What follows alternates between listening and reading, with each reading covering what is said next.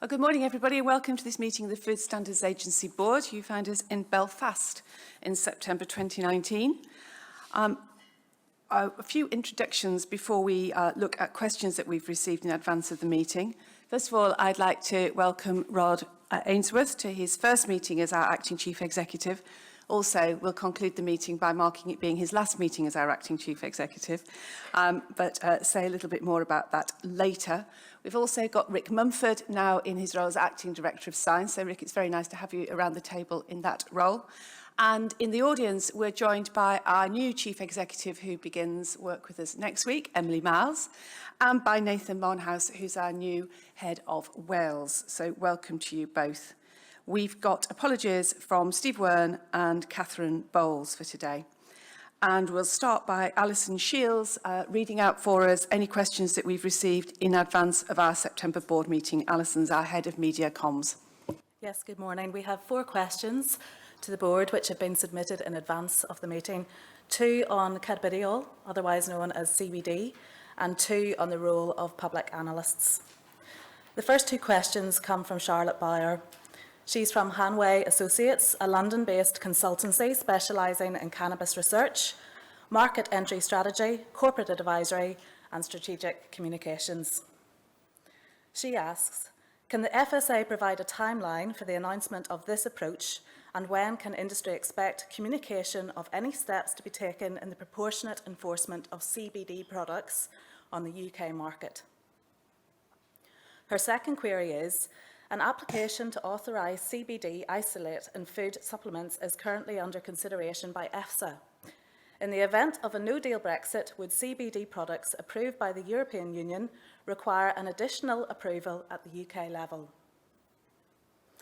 The second set of questions has been asked by Dr. Duncan Campbell from the Association of Public Analysts. He asks, will the board acknowledge that public analysts have a key role in ensuring the delivery of robust food and feed controls? And will it also offer a reassurance that any changes to the MCMA qualification or the appointment process will not result in a reduction in the competencies of individuals acting in the role of public analysts, however defined? Thank you, Alison. As is usual, board members have copies of those questions. They can choose to pick them up as we go through the papers. I know that the Chief Exec's report touches on CBD, and we have a paper which is looking at the wider question of labs. Both of those questionnaires will receive a full response after the board meeting, and that will be made public.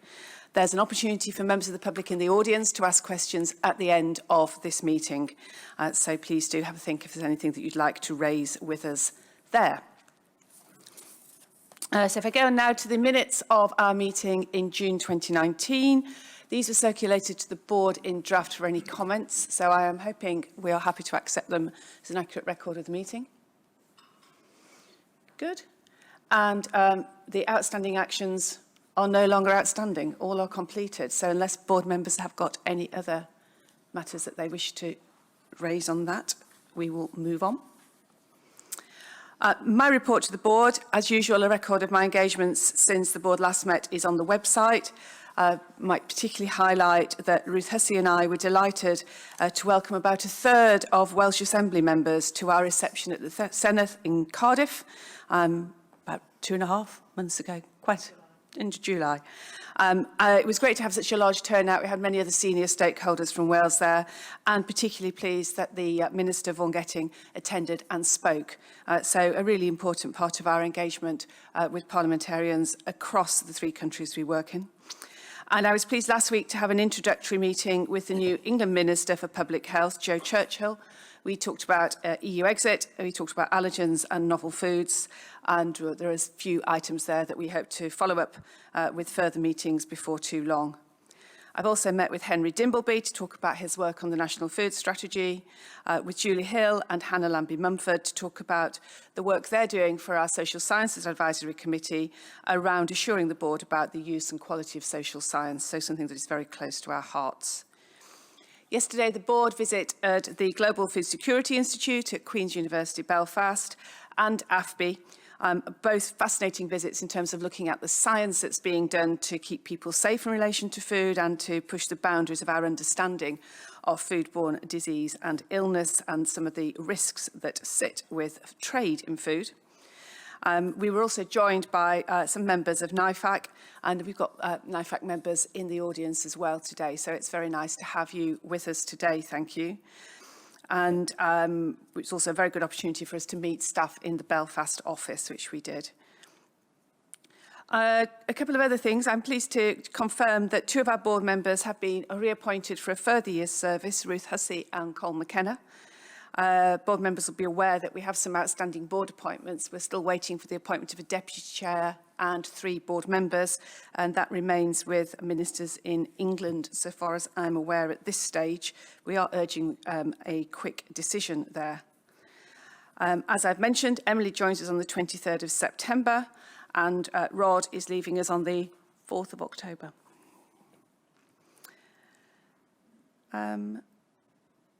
I think that's everything I was going to update you about. Anything that board members wanted to ask about that or anything else in relation to what I've been doing? In which case, I shall hand over to Rod for his report. Thank you. Thank you very much, Heather. Good morning, everybody. I won't add much to what's in the paper that you have before you this morning. I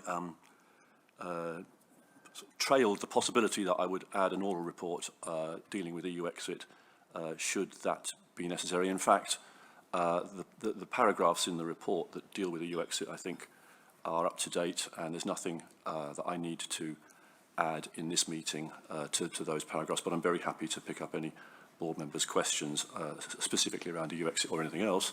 I could comment in response to the question that's been asked about CBD, really just to say that as the report says, we are progressing this as quickly as we can.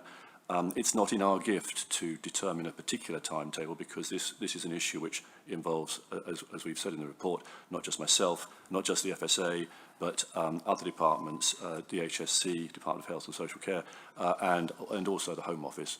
And so we need to move forward with a cross-government approach to a substance like CBD, and that's what we're seeking to do. I know that we've already held at least one meeting of all of the departments involved, and we'll continue to push for progress to be made in a coordinated fashion as quickly as we can.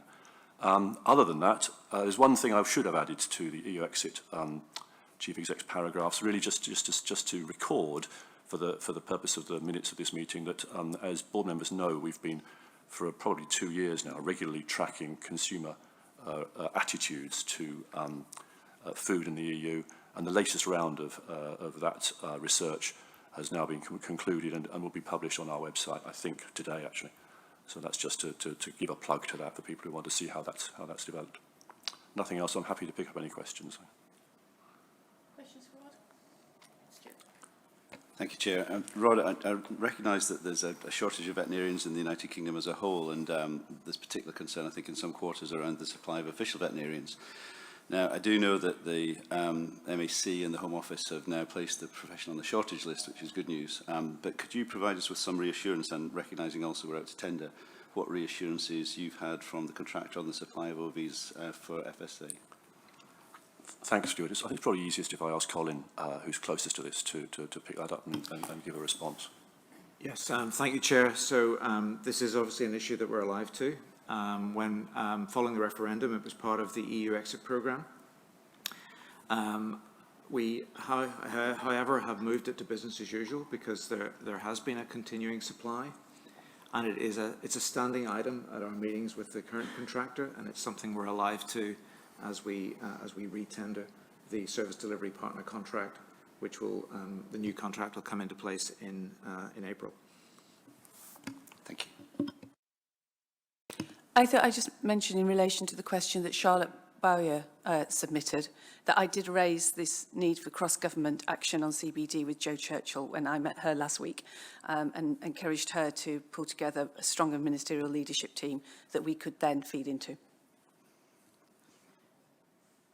I think the other thing I would just like to record is, as as preparations ramp up as we head towards the 31st of October, EU exit date again, I know that staff have again been giving up their weekends, working extraordinarily long hours at very short notice and with urgent requests from all kinds of quarters to be ready and to support the government's negotiating position. So I think the whole board would want to acknowledge that contribution, and we know that's going to be a sustained contribution over a period of time until the board next meets probably. So if you would please record our gratitude for that, we'd be really thankful. In which case, if that's it on Rod's report, we shall move up onto our first strategic paper, which is an update from Rebecca on the FSA's work on hypersensitivity. And I think Rebecca's also going to pick up in the course of that the actions that we're taking in response to the recent tragic death of Owen Carey, who you will recall was celebrating his 18th birthday when he died of an allergy in a restaurant in London. Rebecca. Thank you very much, Heather. So yes, so you have an update paper here for the board which sets out the progress that we're making in the space of allergy. As you know, we've been invited to develop a new strategy which will set out our how we're going to meet our ambitious goal that the UK should be the best place in the world to be a hypersensitive consumer. And the paper takes you through the actions for the next 6 months and also gives you an update on how we're making progress towards that strategy.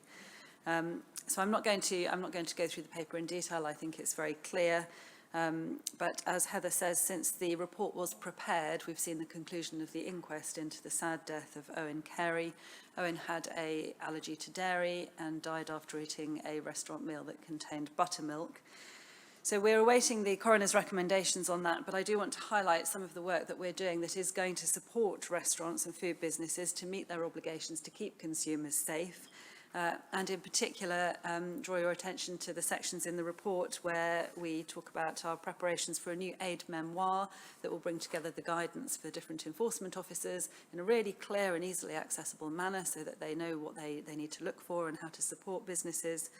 The update of the Safer Food, Better Business materials, which are highly regarded, very widely used, and that will be very welcome, I'm sure, by industry. Our commitment to undertake another campaign in the new year for business and consumers to make sure that we raise both public awareness and industry awareness about different roles and responsibilities. As you know, we've previously run some very successful campaigns under the brand Easy to Ask, particularly aimed at young people, where we know that sometimes they need support, they need their confidence building in order to be able to have these conversations, particularly in a busy restaurant environment. And in addition, when we get the coroner's recommendations, we'll be undertaking a full root cause analysis so that we can really get to the bottom of why this is going wrong, because obviously each avoidable death is highly regrettable, and all the work that we're doing is done to make sure that both consumers and business know what their responsibilities are, know what they should do, know how to get the right information and how to communicate the right information. And do all that we can to keep consumers safe, although, as I know our chair has repeatedly emphasised, we cannot completely remove risk in this area. There is definitely more that we can do.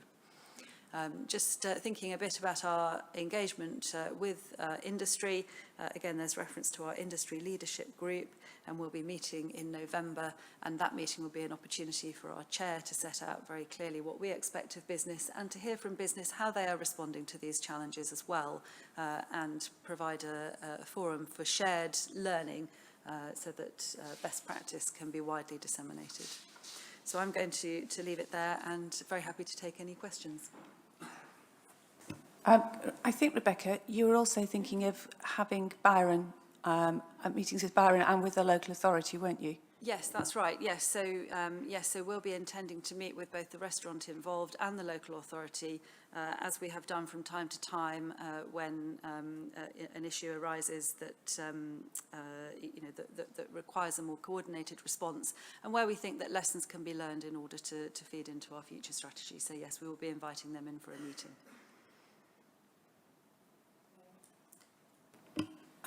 So reference the requirement for labelling, full labelling of pre-prepared, ready-to-eat food.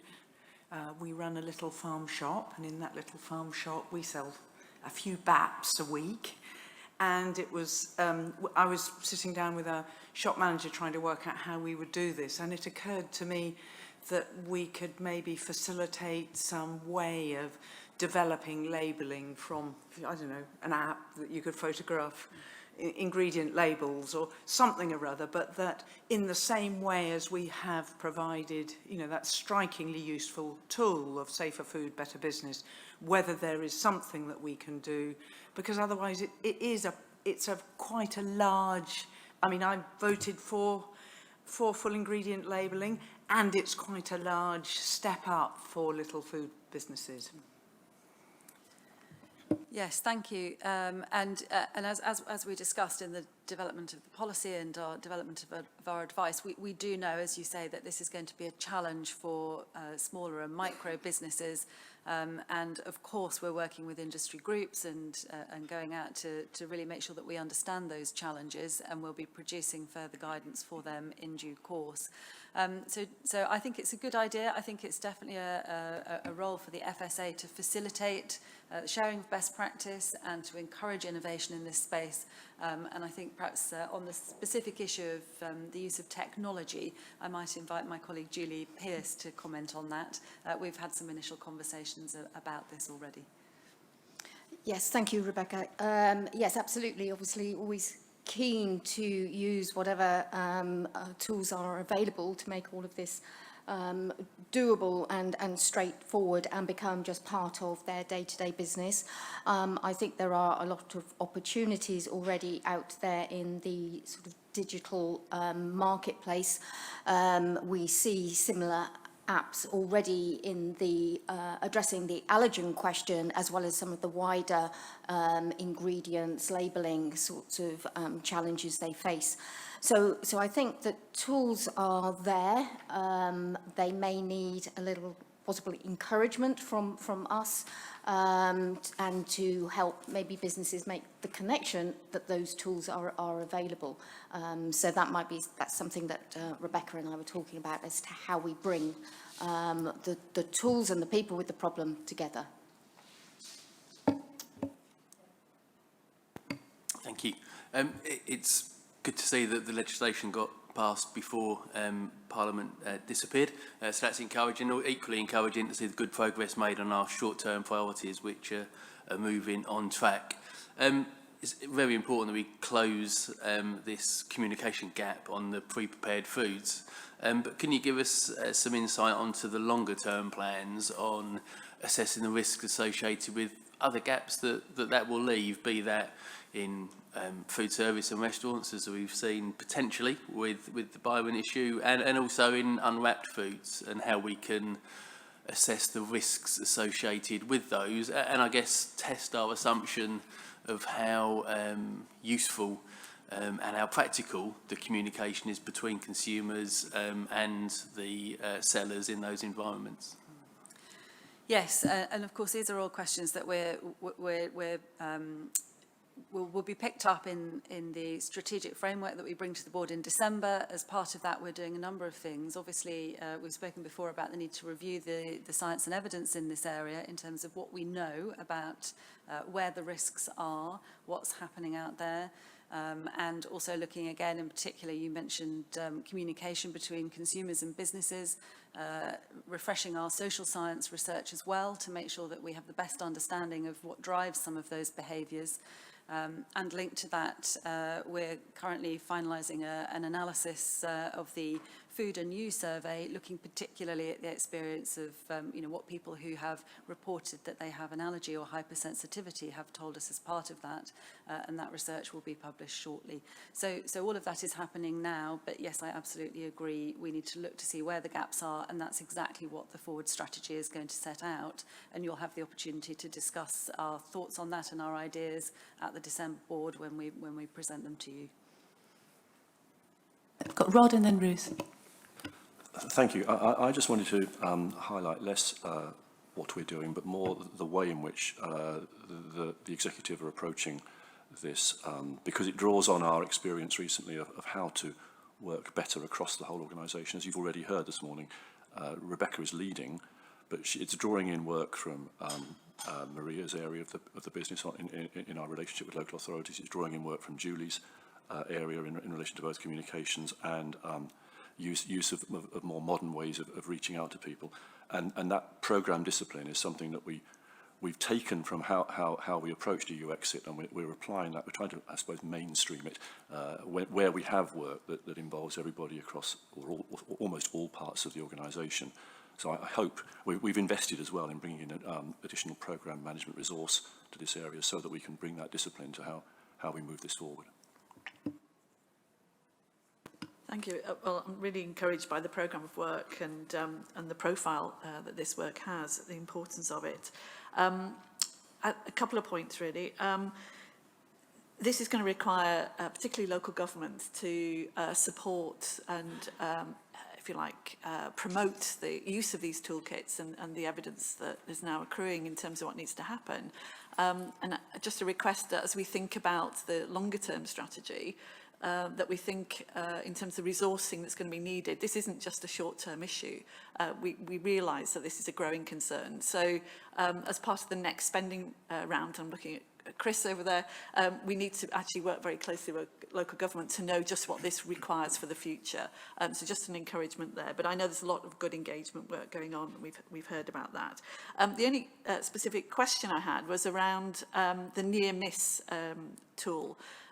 It seems to me that this is a huge opportunity to really understand where things could be improved. And I just wondered what the time frame was for testing that and whether you were doing some early prototypes. I wasn't sure from the programme how long that scoping piece of work would take, because I think that's a real learning opportunity that stakeholders could contribute to. Yeah, thank you. Yeah, so on the near-miss reporting tool, so we have completed that initial scoping work, and we've been out to talk to local authorities and health authorities as well about what they do, and we're in the early stages of planning for a pilot. I can update you further at the next board or in the interim, but I'll need to check back with the team. I don't know if anybody else. Michael, did you want to add anything? No, but we are planning a pilot is the answer. Well, we'll come back with an update in the Thursday circulation. And also, I'm going to see 2 local authorities, one in Barnsley and in Blackburn, to talk to them about what they've been doing in this area as well. So your point about engagement, I think whenever any of us are now connected into local authorities, it's a really important part of the field that we need to cover. I just wondered whether someone might like to pick up the research that we published yesterday, or Adam Brooks Hospital published yesterday, that we'd funded, because we've said repeatedly we need to know more in this area, and that seemed to be really important research around peanut allergies. I don't know whether it's Rebecca or Rick who want to talk about it, or Guy. Rick. Yeah, so this is part of our ongoing programme of research and a project called Traces. And I think one of the things that it was very important piece of work in terms of understanding thresholds, and it particularly looked at peanut allergen, but also looked at how that threshold for anaphylaxis or for reactions was influenced by other stressors such as sleep deprivation or exercise. So again, it's about benchmarking at the points at which you can try and set thresholds for contamination, etc. And I think it's one of the first times that people have done this in a really systematic kind of way. So hopefully an important piece of research. And I think the thing for us to now do is the so what. So we have this research, how do we then implement it into our risk management processes? One final thing from me, we're having our annual parliamentary reception in late October, and we're intending to focus on allergens then. So it's a good opportunity for us to raise awareness, both of all the things that we're doing, but of the scale and complexity and the resource demand of making a significant improvement to people's lives in this area. Colin.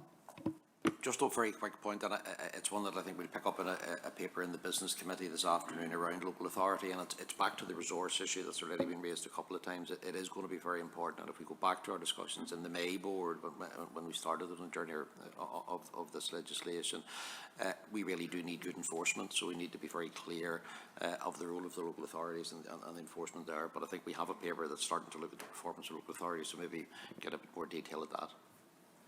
Yeah, we have to wrap it into the response to the NAO's conclusion on the need. They called on government to put together a sustainable funding model. We need to be clear that has to embrace this area of activity as well. even as it's developing and morphing somewhat. Anything else on food hypersensitivity? No, in which case, thank you, Rebecca, and thank you for keeping that moving over the summer. It was excellent that we have got so many things ready to roll so quickly. So I think that real push has delivered some great results. We're now going to move on to talk about a piece of work that's been developed by Vanna, Aldin and colleagues in our economic team about the cost of illness model. And just for the board, this is a chance for us to input in how this model might be concluded and work. We're not actually applying it today. There are no results, but we're being sure the board is aligned with it and has had the chance to shape it in any way that we want to before it starts to be used for real. Anna. Thanks, Chair. I have some slides with me, and should be perfect. Thank you. So the paper describes the extensive program of work that we have undertaken so far with the support of external experts to improve the estimates of the burden of foodborne disease and to generate for the first time partial estimates of the burden of food hypersensitivities. The program of work uses a cost of illness approach, and is mainly to provide a coverage of all the costs of a particular disease to the society.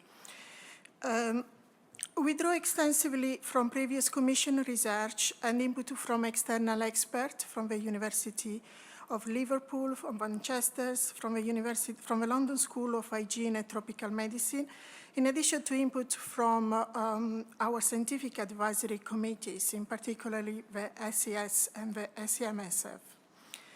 As you can see from the slides, the cost of illness framework includes all the financial cost and non-financial cost.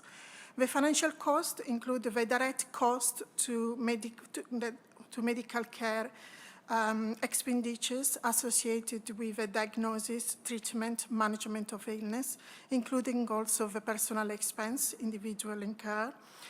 And the indirect costs include the losses due to the illness, like productivity loss, for both of the affected individual and carers. The non-financial component of the model account for the intangible evaluation of the pain and suffering associated with the illness. So drawing from previously commissioned research, the FSA economists have applied a well-established methodology, willingness to pay, to estimate the payment people are willing to pay to avoid getting ill. The willingness to pay is a standard method used when appraising or evaluating a policy, when a policy has an impact on a health status, and when we need a monetary value to be put on the associated change in the quality of life. And this is approach in consistent and in line with Treasury Green Book guidance. So why we are doing this work? The cost of illness provides a measure of the cost of a particular disease and illness and give a perspective of the size of issue. And this can allow us the capability in a number of areas. The cost of illness output, as it allows us to estimate the economic burden associated to food risk, can contribute to the FSA strategy process. And when combining with other relevant inputs and with expert and informed judgment, can inform a priority setting. Robust, reliable, and up-to-date estimate from the cost of illness can inform a policy appraisal, cost-benefit, and cost-effective analysis, in addition to establishing a baseline to track the realization of benefit from policy intervention. And non-monetary metrics such as QALY provide complementary and well-established metrics that account for associated health impacts and provide a broad assessment of the impact on the well-being of individuals. So currently, with the cost of illness model that we have developed for foodborne disease, all the main foodborne pathogens, including unknown etiology foodborne illness, and the partial model that we have developed for food hypersensitivity. We cover a significant proportion of the food safety-related hazards that are concerned to FSA. However, we still don't have an estimate for other areas.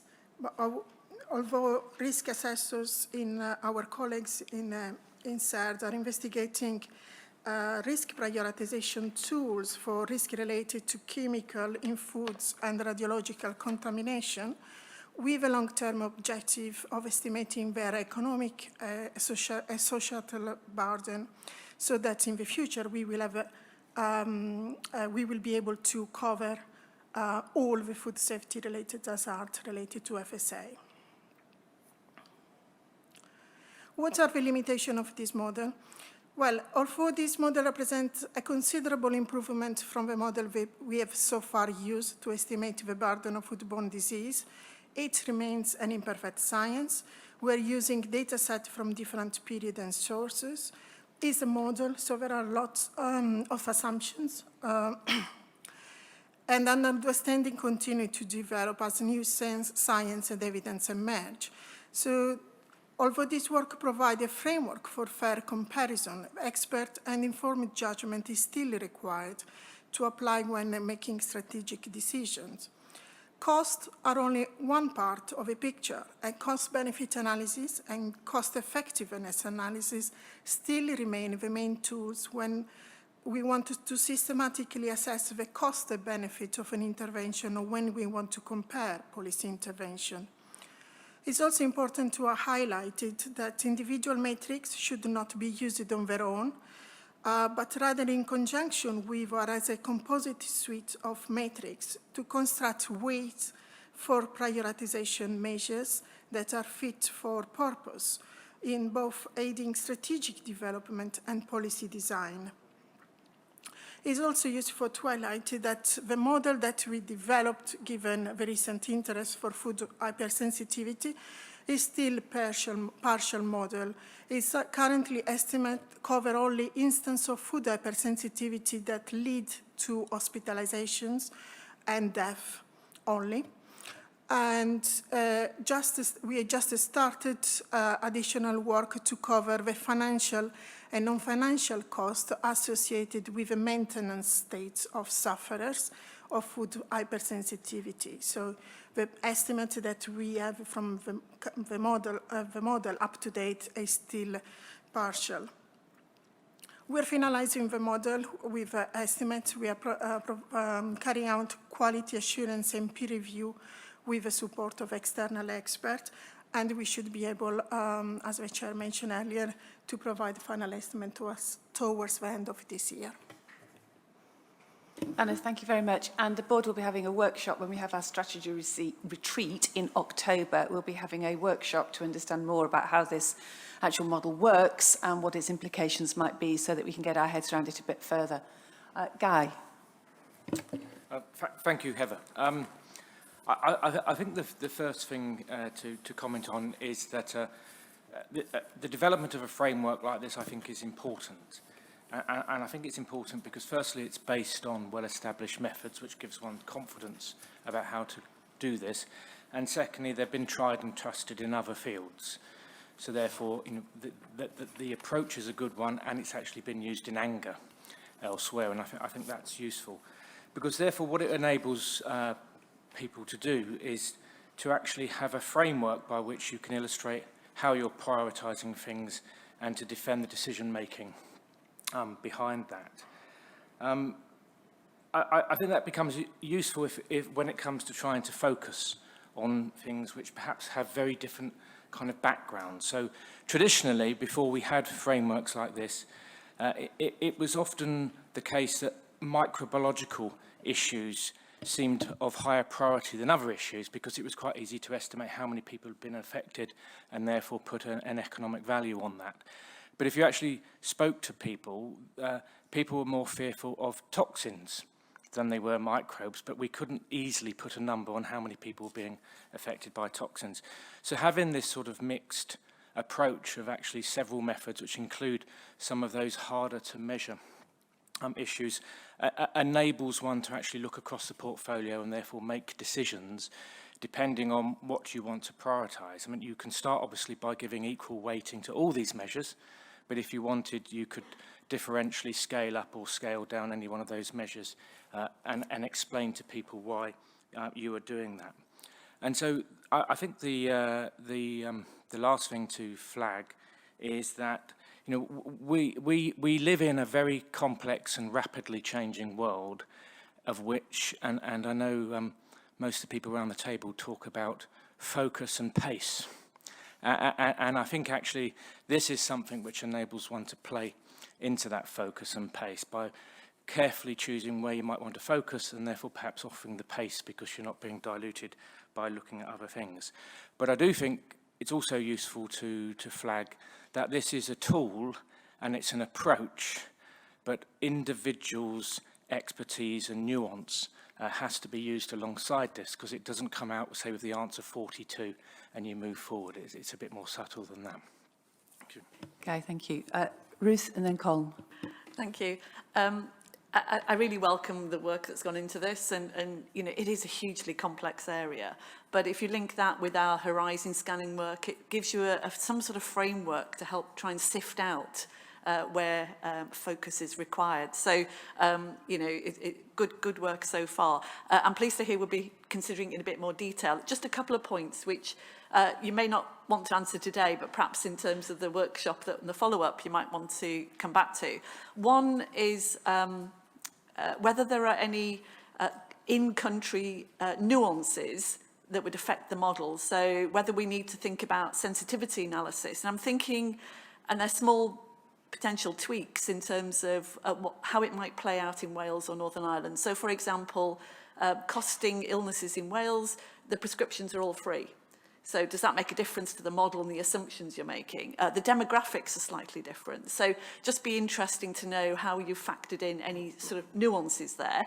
And then the other point, and this is a bit more technical, but typically, I think when looking at cost benefits, the benefit of preventative activity tends to be discounted quite heavily because the benefit is so far into the future potentially. Now in Wales, as you know, there's a legislation to say that prevention should be given more importance. So there's quite a discussion about how do you weight the benefit of preventative activity when the benefits may be sometime coming, but might influence the model and the decision making that is attached to it. So again, sorry, it's a technical point, not for answering today, but in the workshop, it might just be helpful to think about what weighting is given to preventative interventions in thinking about the model and its usage in the future. That's a really good example of the point that Guy was making, isn't it? Which is, it's going to be for our judgment to decide how we use it and the weight we attach to different components, both of this approach, but the other judgments that we're going to make. And that's a really good example of it. Thank you. And just to come back, there's an inherent weighting in the methods that are being used, and just being conscious of that so that we can counterbalance that or adapt the weighting as we develop the model. Yeah, thank you. Thank you, Chair. Thank you, Juana. I mean, my questions are not wildly dissimilar to what Ruth just asked, but I suppose I was going to ask, have we got examples globally of where cost of illness modelling has been used to develop policy, and what can we learn from that? So again, these are questions that don't need to be answered in detail today. What other government departments are we working with?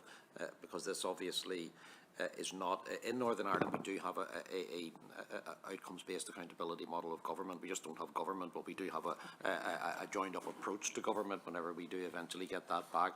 And that will work quite well, but I think as we move forward on this across the UK, it is going to be really important to actually agree those assumptions with other people, because ultimately money is at the back of all of this, and we really do need to understand that. That's why it's called cost of illness modelling. So we need to understand what government departments we're working with, including the devolved administrations, where a lot of this activity is devolved into Northern Ireland and Wales, how we work with that and how we actually agree assumptions going forward. Rebecca, do you want to come back on the point about international experience? Yes, I do. Thank you. Yes, and yeah, I completely agree with those points. And in fact, Vanna and I have just started a series of conversations reaching out to our peers across government, sister agencies, for example, and internationally to address exactly that point. What can we learn from the best examples of where these cost of illness models are used in policy making? So to take it to that next stage and make sure that this is part of an overall strategic framework for our decision making. So those conversations are at a very early stage, and yes, absolutely, we'll reach out to the devolved administrations where there are good examples we can learn from. And just one point on that, we need to be a little inventive, I think, as we because there are certain things that'll be very hard to pin down the exact outcomes, but there needs to be, with other departments, an agreement as to what that looks like, and that is doable. And the intention is that this helps us, it doesn't become a straitjacket. That's the other important thing. Chris, did you want to come in? Yeah, it was just really to support what others have said in terms of from a value for money point of view. I think this is really key and helpful. It allows us to demonstrate impact and make evidence-based decisions about which policy areas we're attacking. And of course, Heather, you've already mentioned the NAO report. This is number 2 of their 6 recommendations in terms of focusing on outcome-based measures. Excellent. Well, we'll look forward to being put through the mill when we meet in October, and then to starting to see some of the outcomes of this model. Thank you very much, Vanna. We're going to move on now, and Rick's going to take us through the work on UK official food and feed laboratories and where this might take us in future. Thank you, Chair. So in the paper, we talk about the review of the capability, capacity and governance of official control labs across the food and feed system. This is the first time we've done a comprehensive review of this. It's been done in parts before, but this is the first time it's been done in a coordinated way. Underpinning this review was 2 pieces of work that we commissioned. One was a sort of gap analysis of our capabilities and capacity in this area that was ideally looking at the scenario, snapshot of a scenario for EU exit. And then also a second piece of work that followed on from that, using the gap analysis to then look at potential models and maybe put some options out there that we could consider. Taking those reviews on board, and they've now been published, so people can see those on the website. We then have to recognise and start building a model of our own that we can take forward, and this paper is there to provide a very high-level vision of what that might look like. I mean, first of all, it recognises the absolute importance of the official control labs and the roles they play. And to answer one of the questions, yes, it does recognise the importance of public analysts. And indeed, we will be working with the Association of Public Analysts to take this forward. But it also recognises that we do have a flawed system, that there is a lot of issues that need to be addressed around long-term resourcing, etc., coordination, and I think we do need to start working together to see how we can address those. Part of the way forward will be to look for accept the need for change and look at how we can do better. And the paper actually just highlights 4 sort of key areas where I think we will be working. First of all, coordination, cross-government coordination. Secondly, looking at sustainable national capability. How do we sustain that capability and make sure we have access to really critical national capability going forward? Third is the long-term resources issue and how we do that in a sustainable way. And finally, the role of the public analyst and how we do that. And again, recognising that the importance of PAs, but also how we address potential issues about access, the lack of PA labs that we now have. I think the final point I would make before opening up for questions is to say that this shouldn't be considered on its own and should actually be considered as part of the wider surveillance piece that we're developing across the FSA. So you'll remember from the last Board, we presented a paper on sampling strategy, and again, that's absolutely critical to this. I don't think you consider labs without considering samples. And again, this is something, again, where we need to, the message about, again, how we coordinate with other government departments is important. And just to stress that we have been having very useful discussions with others, and actually I think there is a consensus across government that labs and samples and sampling is a critical area. So I'm happy to take any questions. Thanks, Rick. This has been an area of long-standing concern for this board and a risk that we've had on our horizons for some time, so it's really good to see some progress being made. Ruth. Thank you, Chair. Yes, I agree. Really good to see that you've now got some reports to start the conversation on with partners. I was struck yesterday in our visits how the technology was developing around testing outside laboratories and giving more power and immediate results to practitioners in the field. We're a little bit away from that being actually readily available, but it struck me that it's very pertinent to the sampling strategy paper that we considered previously. How can we get the best results quickly and cost effectively? But it doesn't take away from the fact that we still need highly effective, proficient specialist laboratories. So it's a both and, isn't it? So thinking through that modernised way of sampling and giving assurance, this paper I think is really helpful in saying, but we need a strong, capable laboratory service to support it. The 2 points that struck me, one was there's likely to be a significant cost in transformation. And so after the engagement process, there will need to be a real consideration about the models that are proposed and the business case that underpins those. But my final point is around the leadership. I see that, you know, it's proposed that we coordinate the interested parties. I just want to be clear, are we in the leadership position on this? Is that accepted by the other partners? Or is it, does somebody else have the leadership position and we're working with them? I wasn't quite sure where we are in that discussion. So thank you, Ruth. Yes, in terms of the leadership role, I think we do have to take a leadership role. I think we have a legal obligation to provide capacity in official control labs. So I think if we take a passive role, then I think we're not going to meet that obligation. I think the conversations we've had are very much looking at partnership as well. So while we might provide the leadership, it is going to be a partnership with other government departments. We've had very good conversations with Food Standards Scotland, and again, they are also presenting a paper in their board, I believe in November, which will look at this very same issue. Again, these are issues that don't just affect England, Wales and Northern Ireland. We also then have to look at other areas, and we're having good conversations with parallel areas such as the Office for Product Safety and Standards in Bays. Again, they use public analysts, they use the same sort of laboratories we do. They have very, very similar issues. They're very new. They've only been established for just over a year, I believe. But again, the conversation we're having are the same issues, different areas of regulation, but the issues are the same. How do they access multi-tiers of laboratories from the sort of national capability laboratories, the likes of AFB, who we visited yesterday, to then the tier below that, the official control laboratories, and then the other testing laboratories, and how do we build that multi-tiered layer? So yes, I think we do take the leadership role, but again, it's definitely going to have to be in partnership. We can't do this on our own. And Rick, can I just come in on that?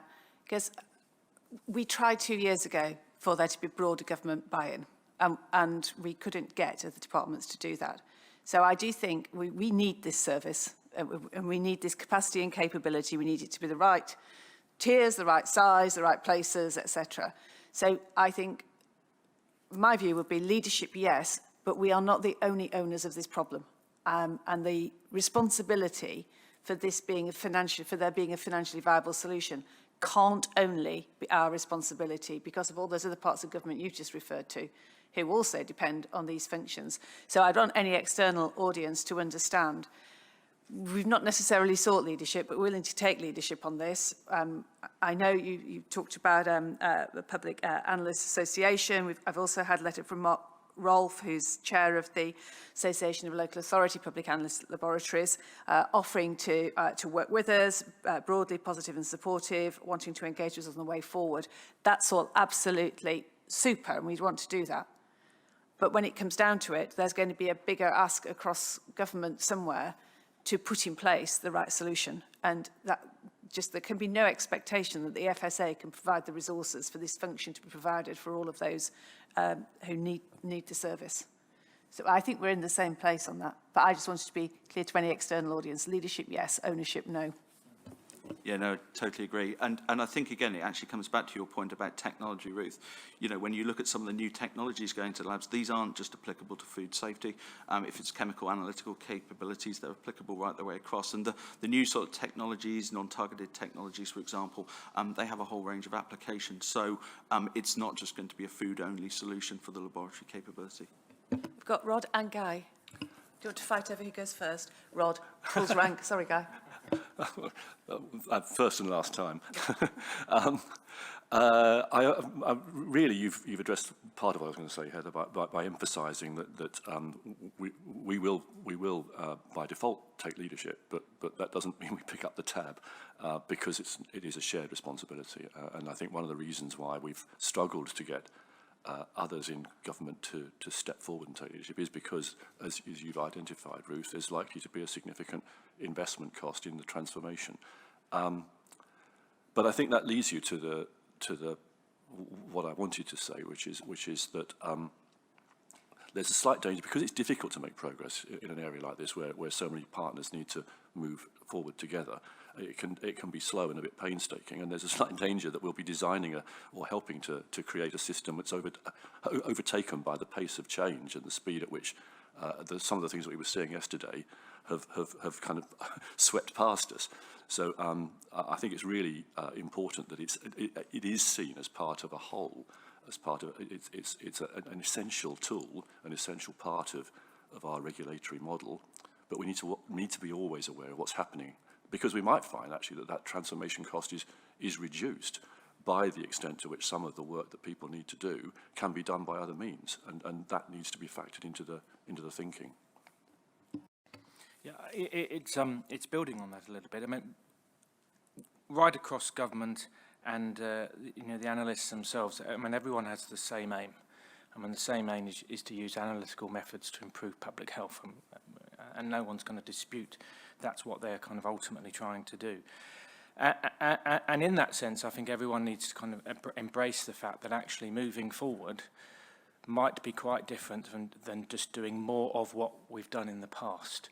And I think what really struck me yesterday was, Chris Elliott, who's a very active commentator in this space, highlighted using Food Fortress that by using modern analytical methods combined with statistics, that you could actually have a better outcome of detecting things at less cost. I think which kind of many people at the time were surprised could be possible. So what I would hopefully encourage is that what we're talking about here isn't necessarily more money. It's actually using the money one has to actually improve the outcome, which by embracing new technology coupled with statistics, should and will hopefully be possible. Julie. And I have taken an action to lead a piece of work to try to pull together all of those sort of surveillance, putting it under the banner of surveillance needs and opportunities. And I think that will be the opportunity to see the interplay of sampling and testing into other data sources, into long-term horizon scanning, down into the very much today, here and now, right at the operational level. So that's a piece of work that we started recently, and hope to provide that as part of our update in the next board when we provide the annual update for surveillance. We're doing a lot of work across the whole piece, whether it relates to intelligence in crime, or it relates to this testing work. So it's in part actually pulling together all the things that we're doing and seeing how they interplay and the synergies and how one information source informs another. So that's the sort of goal, but maybe for the next board meeting we can provide a bit more detail on how it might work. It's a good example as well of how some of the things we've had to go and develop because of Brexit have actually sort of accelerated our progress, but now we need to pull all the other pieces around it that were always in intent and in the plan, in the long-term thinking. Chris. Yeah, thanks, Heather. It was just really to build on a point that you made about, I suppose, the value for money of the arrangement. This is very much a strategic partnership, and it's complex, and lots of government departments are involved. But obviously, the commercial team at the FSA are supporting Rick in what he's doing to make the arrangement suitable and preserve, I suppose, the value for money focus that Treasury would expect us to in this type of relationship. I think also we must remember that one of the reasons this has been on our charge sheet for some while is an outcome and a recommendation from the Elliott Review into the horse meat scandal. And it's not acceptable that government more widely hasn't responded effectively to that. That is why we keep nagging away at it, because we need these sorts of services, however they're future-proofed. We need them in sort of peacetime, but we definitely need them in times of crisis. And that's, I think the whole board was reassured by the work we did to confirm that we had the capacity and capability we needed as we looked at the immediate aftermath of EU exit and our need for resilience in that area. But that was a short-term sort of assurance. For the long term, this needs to be put onto a proper footing. Mary. Thank you. One of the striking features of that excellent presentation from Chris Elliott yesterday was the way in which testing and sampling was also part of, he described it as an important part of trade and exports. And as we move into a new world where, we come outside of the cloak of the EU, we actually do need to be reassuring future trade partners that we do have all this competently sorted. So I just want to sort of urge that as an additional urgency, as you say, as we go forward to EU exit. Yeah, I think it's important because the consequences of trade being affected affect consumer confidence. We have to remember this department does not have an economic remit. So trade is always one of those additional consumer interests that we look at, but it can't be the driving force of where we are. Somebody was waving at me. Sorry, Stuart. Thanks. Could I just be reassured? One of the wonderful things about the presentation yesterday was that we were going to be getting more for less. And I think we've just got to be careful that what we're getting is actually better quality. And that costs tend to get moved around when technology advances. So where it might have been a lorry yesteryear, it's now a satellite. Well, actually, there's not probably a great saving cost there. But we've got to be focused on acknowledging my friend Chris's drive for value for money, but value for money means quality as well. It's at the heart of it. Thank you. I mean, just to add to that point, I mean, part of this in a very specific way is about coordination. If you have samples going into a lab in dribs and drabs, then the cost per unit is going to be significantly more if they come in a bulk and they're tested as a bulk. So actually, coordination can drive down the cost of testing, but someone needs to do that coordination. And I think that's where we've been lacking, and it was picked up in the sampling strategy that part of that central coordination could actually drive efficiency. And actually, that's effectively what Chris was talking about yesterday as well in that process. As you see, his plan was using analysis to look at the data and then see how you could organise it. But that's definitely a way that you can get more for less by coordination. So it's not always going to be more expensive. And that's my point. I mean, if they're not coming in dribs and drabs, they're coming in batches, and we're still doing the same quality of testing, then we haven't taken the world forward. That's my point. Yeah. Yes. This point links somewhat to the next paper in the aspect of certainty. So in terms of one of the issues which was discussed yesterday was the incorporation of statistics into this, which gave you the power and thus the certainty of what you're doing. And I'm sure most people around the table are familiar with lots of the conversation that we're having about our sampling strategy is all to do with what level of confidence do you want about detecting various things. And then that's when the decisions get quite tough, because to move from 95% to 99% confident tends to create an exponential increase in costs. So that all these things kind of link together quite well. I think Guy's just created a brilliant segue into our next paper. But just to conclude, yes, with those inputs, we are supporting the direction of travel. But I think we are looking closely at how the board can support getting this fixed sooner rather than later. It's honestly, Rick, welcome to your first meeting as Acting Director of Science, and you've hogged the agenda. Feel free to change that in December. Moving on then. Yes, the next paper is the FSA's approach to uncertainty and risk, and I think this is very much an update paper from a paper that was presented in December last year, which was very much reporting on the Science Council's Working Group 2 and the work they were doing on uncertainty and risk. I think the key take-home messages are around the fact that this approach is now being built into the business as usual as we move from a kind of day one readiness into a situation that our risk analysis process is now being embedded, and the work across science into policy and the way that we're using the 12-step process that we're all considering and we're all familiar with now. It's also to highlight that the ongoing work that's happening with our Science Council, but also the Advisory Committee on Social Science, who are looking at things like risk communication. We must consider how we build risk communication into this piece as well.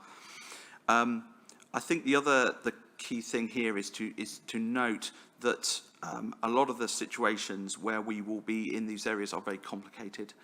We've alluded to the fact that often, and we talked about it already, in areas such as chemical risks, where you're looking at maybe more chronic effects, we do get into a more complicated situation. And actually, we need to think about tools that we can use. And one of the tools that we will be using, that will be coming across into from EU legislation into UK legislation, will be the precautionary principle as an approach. And I think one of the points of this paper is just to highlight for the board that they will be, as a key risk management tool, they will be asked to look at this approach, but also bear in mind how it can be used, but also how it shouldn't be used as well. And except that if you look at things like WTO areas and reference text, it is about this idea that the use of these measures should be proportionate, not restrictive to trade, etc. So it's a more complicated position that we need to be there, and I guess this was an opportunity to raise that fact, highlight that fact, and then start a discussion about the ongoing use of the precautionary principle. Thank you. Thank you, Rick. As we watch on a daily basis, this argument appearing to be played out in every media outlet that there is, I think it's really important that this board is clear about what the precautionary principle actually means and how we intend to apply it. So it is a fairly fundamental component of how we're going to communicate in future, that and the point about uncertainty. Input for Rick, questions? Dave? Thanks, Rick, and support all of the proposals that are laid out in section 1.2.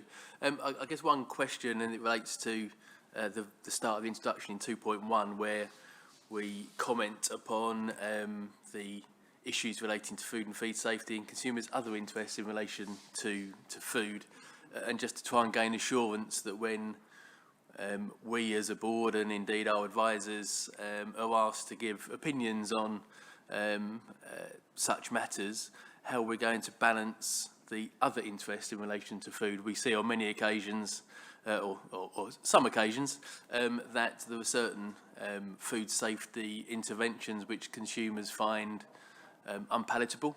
And equally, we find that where we try to improve safety through communication, consumers sometimes find that unpalatable as well, because they think it's a bit of a nanny state coming along. But those other interests in relation to food are, and how consumers relate to our information, how are we going to balance that against the, I suppose, the more scientific, objective safety information? No, it's a very good point, Dave. And I think, again, part of the new risk analysis process is specifically designed to incorporate those other legitimate factors into the evidence. Obviously, I think we had to consider gateways. I mean, I think safety is gate one. I mean, if something isn't safe, then it doesn't go through the gate. But then once you get through those, then you do have to look at the other factors that consumers might consider. And a lot of these complex issues are going to be more than just a simple question of, is it safe or not? And we will end up in other areas.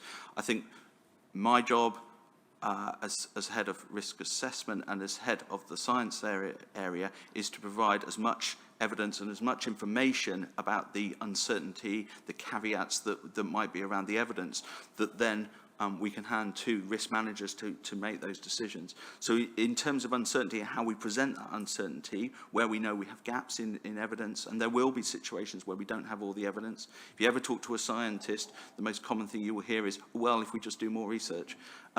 So we do need to be, and that's often true, but actually we do need to make risk management decisions in a more timely manner. So we will work to try and do that, but it has to be included in those considerations. Yeah, and if we cast our minds back, I think it was the June meeting when we agreed the list of those other relevant factors that, including that cover that kind of broader consumer interest, that we are going to take into account as we look at those matters going forward. I think Guy wants to come in, and then Julie. Yeah. I mean, it's an extremely important point, and one hopes that the process that's been developed by the FSA, which is sort of open and transparent, like with all the other business, and enables people looking into, one, see how those other consumer interests are being presented or considered, and then with the opinion being published, people being able also to get an understanding of how they have been weighted or not. And the progress, I suppose, in that is actually the precautionary principle, which is widely used in Europe, is often used when people are worried about those other consumer interests as giving the reason as to why they're not wanting to do something. So here we have a situation in which, hopefully, rather than talking about we're going to invoke a precautionary principle, people can say, here are other consumer interests, and then the decision makers will be able to make decisions accordingly, and it'll be clear about that. And I just reinforce what Rick said about the precautionary principle, because when you talk to many people, this is the area where lots of people comment on Europe and how it invokes precautionary principle so extensively. And like any principle, you know, the concern sometimes is when one cherry picks a very small part of the principle, which in that case is often we're a bit uncertain about the safety, so we will not progress, without considering the extra parts of the principle which talk about being proportionate in relation to public health. And therefore, I think the key aspect here is by actually putting the principle in its full remit, and therefore being able to kind of say, that's the aspect, and here is the other part, coupled with other consumer interests being laid out separately, one would hope moves it into a less kind of the precautionary principles being invoked, and therefore we won't do this. In a way, it being called a principle is very unhelpful, because it makes it sound like it's a trump card that kind of kills everything else, doesn't it? And we know WTO include aspects of proportionality if we were looking at those rules, and we can see in Europe areas where that sort of phrase, the precautionary principle, has been used basically just to delay decisions for an unacceptable period of time, and we don't want to find ourselves in that space. I think Julie's coming back on this same point, and then Ruth, and then Colm. I wanted to come back on the communications point, and just to say I think we need to build our capability in there. We've got the social science team getting ever increasingly sophisticated at understanding consumers' attitudes generally, and that needs to be woven in with the comms team, and they need, I think, to take a longer term developing a conversation both with consumers and also with media, so it becomes much more of an ongoing conversation, so we're not ever tempted to just lob an update into an unprepared community, and I think that's something that we need to build on and very much learn from others as to how to do that, and we're starting to do that as well. Thank you. Just to point of clarification first. In the summary, it asks us to agree that it would be no more restrictive trade than is required to achieve a high level of health protection. I think just to clarify, I think we've always said that we don't want to see a diminishing level of health protection, and that any choices would be in the context of improving public health protection.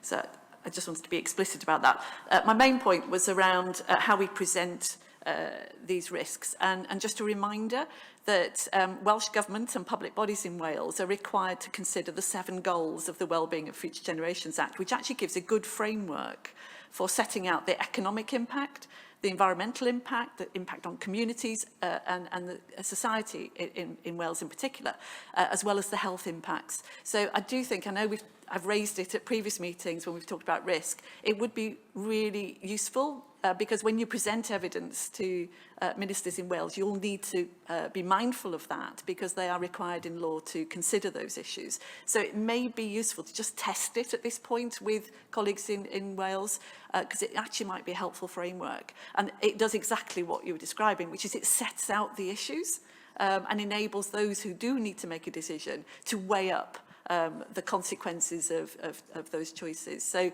I really would encourage at this point in time to engage and test the thinking through with that model.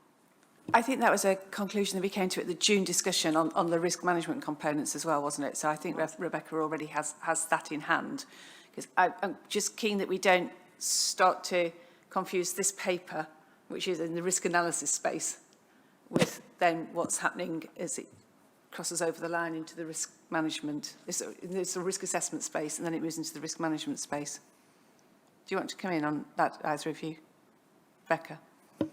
Well, I was just going to note on a related point that actually this discussion has highlighted for me the importance of making sure that our partners in the risk analysis process, which includes the devolved administrations and other partners across government, also understand what the FSA means by the precautionary principle and how we're going to use it as part of that process. And I'll take an action to go back and just make sure that we, as we start to run that process in shadow form over the next few weeks in preparation for EU exit, that we can have those conversations.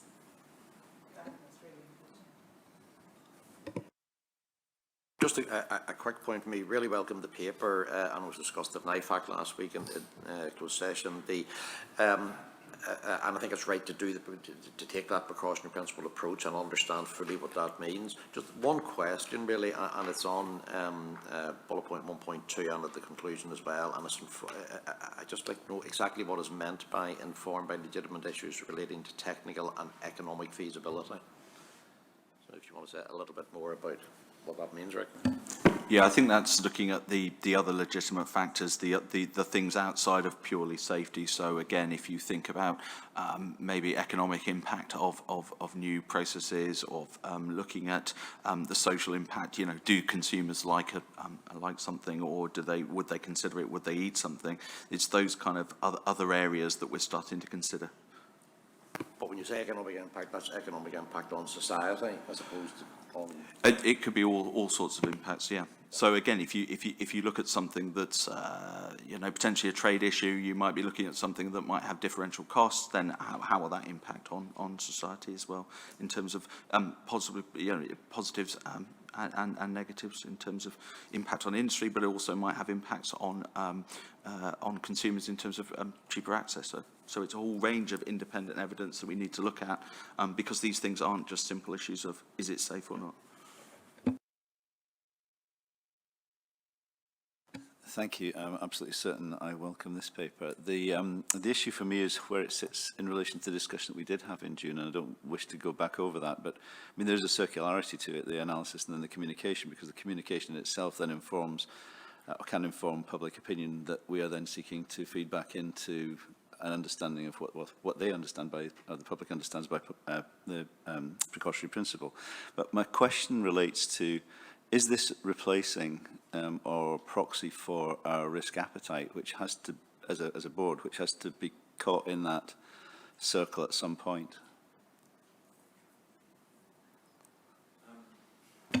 Sorry, I'm not. Come back to me on that. I'm not totally sure on that one. I mean, I think it's, again, I think we've got to consider it as a tool that we can use. I think this idea that, and I think Heather alluded to it, this idea that the principle sounds like it's the ultimate arbiter of any decision-making and risk management. I think actually it's just one tool that we need to consider in terms of when we're making risk management decisions. So, yeah. Appetite. Yeah. Yes, this is where the kind of levels of uncertainty and certainty come into it, because there will be some aspects in which the risk appetite is that your levels of confidence or certainty are really quite different than others, which might largely be to do with the nature of the hazard that one's dealing with, and one can name specific things in which you want to be 99% certain as against 90% certain, and I think that's an important work in progress for us. When we first started thinking about this paper, at one stage we thought about discussing everything that was to do with uncertainty, and realised that would be absolute chaos and difficult to do. So we actually brought it back to a very specific point to do with precautionary principle and uncertainty, because it was extremely apt and timely to do so. Placing that then with the general issue of how risk appetite of decision makers might change according to the nature of the risk, and therefore how certain or confident you can be in various things can change, and perhaps putting that then into a framework in which it becomes clear that how sometimes to improve confidence costs a lot more money, but if you don't have much risk appetite, that's a decision you're willing to make, I think would be an interesting and very useful exercise to do. May I come back? So well, I'm reassured if the principle is what is underpinning then how we choose to express our risk appetite, then good. Thank you. And Con probably wants to come in on the difference between our risk appetite on a case-by-case basis and our corporate position on risk appetite. Yeah, well, all I was going to say that we considered the risk profile at ARAC last week, and the risk appetite is entirely consistent with the approach in this paper. Rebecca. Oh, sorry. Just to say that. So coincidentally, we've recently had cause to discuss the precautionary principle, and as we've sort of had conversations about some emerging policy issues across government, and I think I have to say that it's a lot clearer to try and work this through when you have a specific example in front of you. And I think that now that we've had this discussion and we have this paper which really clearly sets out what it is, we should try and start using the language and test it, if you like, as we encounter some issues where, as it says here, where the science doesn't help you, the evidence doesn't help you to assess the risk. Nevertheless, you believe that there may be a risk because of other reasons, and the precautionary principle can then help you work through that risk management approach. And I think it will be easier once we start using it in our day-to-day work.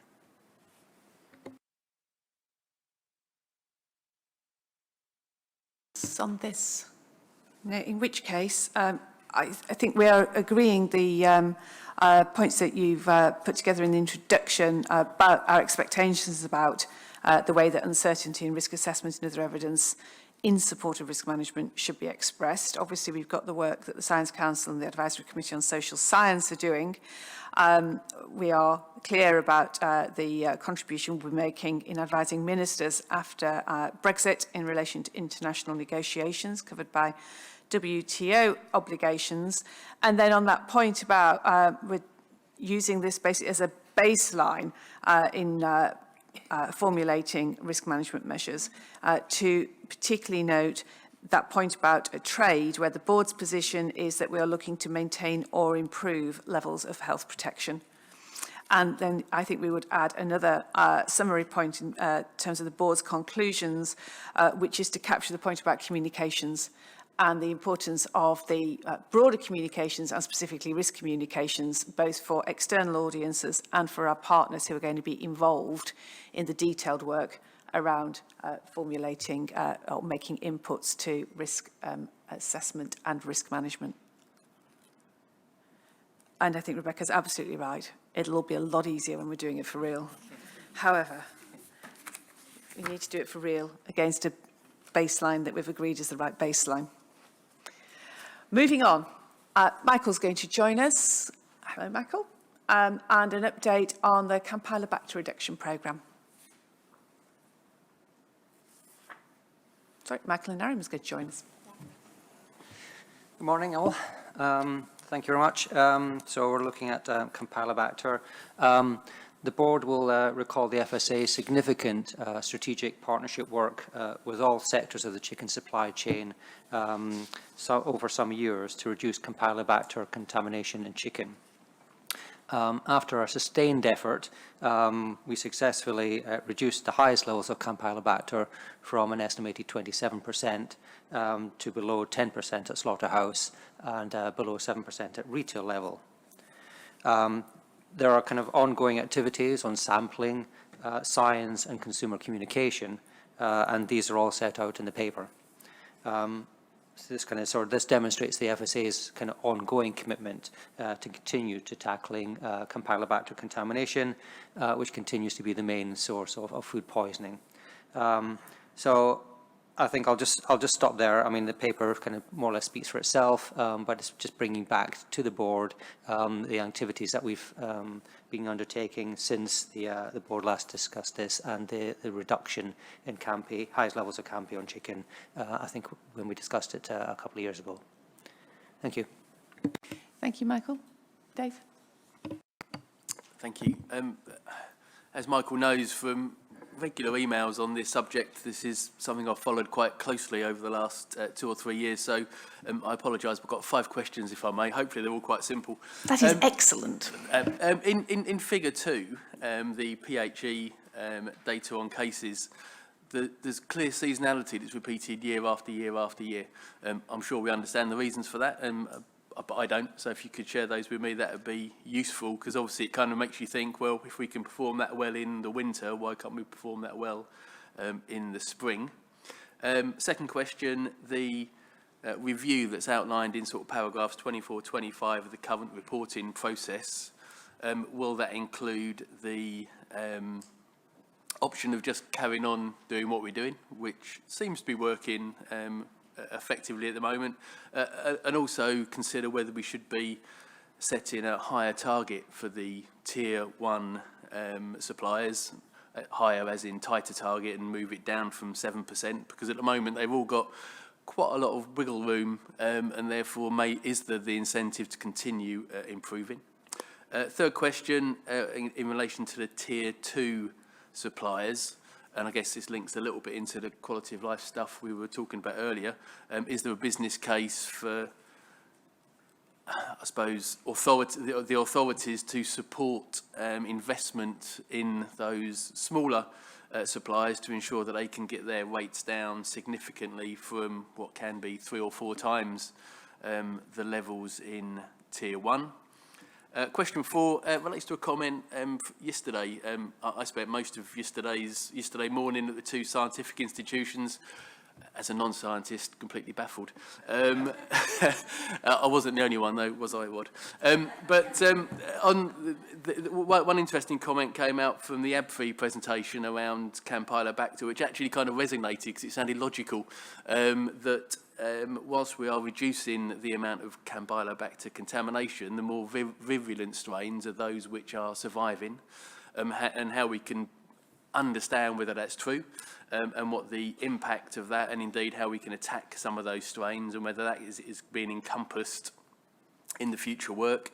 And then the final question is whether our future work programme will include a review of what additional end treatments could be added to make this safer. I guess that, that includes sensitive subjects like chlorination, but also whether there are other treatments that could be done to chickens to ensure that the level of Campylobacter is as low as possible. So whether that's UV treatments or whatever stuff that the scientists will baffle me with next time I meet them. Crack on with that then, Michael. That's a good start. Thank you, David. Right, seasonality, I'm a non-scientist as well, so I might look to my microbiologist friends. But seasonality is basically due to the weather, warm, humid conditions and hot conditions, and especially in some broiler houses. I don't know if you've been in a broiler house in summer. It's a beautiful environment. I think just contributes to growth of Campy. So inevitably, as you say, it always peaks in the summer and comes down in the winter and the colder months. This is something that we've had to take account of when we were doing the sampling and reporting over the whole years. And when we were doing the strategic work with the industry, looking at conditions in the conditions on the farms, particularly those farms that were the sole suppliers to large slaughterhouses. They did a lot of work around about, and I think some of it's at the back in the Annex A of the paper, showing how you could change the environments by destocking in a certain way, how you could change the feeding practices. All of that kind of helps, but inevitably, if the climate's the climate, and I think the conditions within the slaughterhouse, conditions within the chicken shed, all contribute to rapid growth. So you will inevitably get that kind of peak, and then it comes down. On the second question about reviewing retailers' reporting processes, at the moment we have no plans to kind of change that. There's been an absolutely sustained effort by everyone in the supply chain, particularly the slaughterhouses, and I'll come on to what they've done in the past and what they've probably been doing in the future. But we've got no intention at the moment to set a higher target. The retailers themselves have actually brought it down quite significantly from the self-reporting which we moved to. Then they're in the range from, I think it's between 5% and 3%, and we are going to be discussing the future reporting methodology for them to assure us that they continue to take this seriously. But they are now, in those discussions, they are looking at perhaps targeting some improvements in some of their suppliers, specifically in order to get that figure a little bit lower. But I think you will always get to a stage where you'll reach a plateau of how well we've done. And I think I recall with that kind of discussion a couple of years ago when we were discussing this board. Beyond that plateau, it's extremely difficult to actually tackle Campy any further. But that doesn't mean that we take our eyes off it, and we continue to encourage industry and on all parts to keep the pressure on to reduce Campy. So at the moment, no, we'll keep it as it is. There's no intention to set a higher target, but that doesn't mean that we won't encourage retailers and slaughterhouses to drive improvements.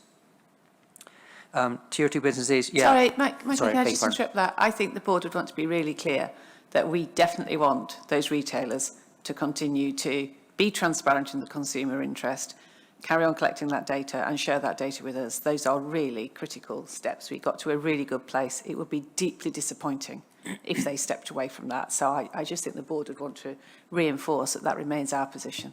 Yeah, that would be helpful. Thank you very much. And we will be entering the discussions with the board because, as the paper indicates, with retailers, sorry, because as the paper indicates, the kind of agreement of that provision of information to the FSA is coming to an end, but we have set those objectives for them, and we'll look forward to discussing how they continue to provide that information to the FSA and to their own customers as well.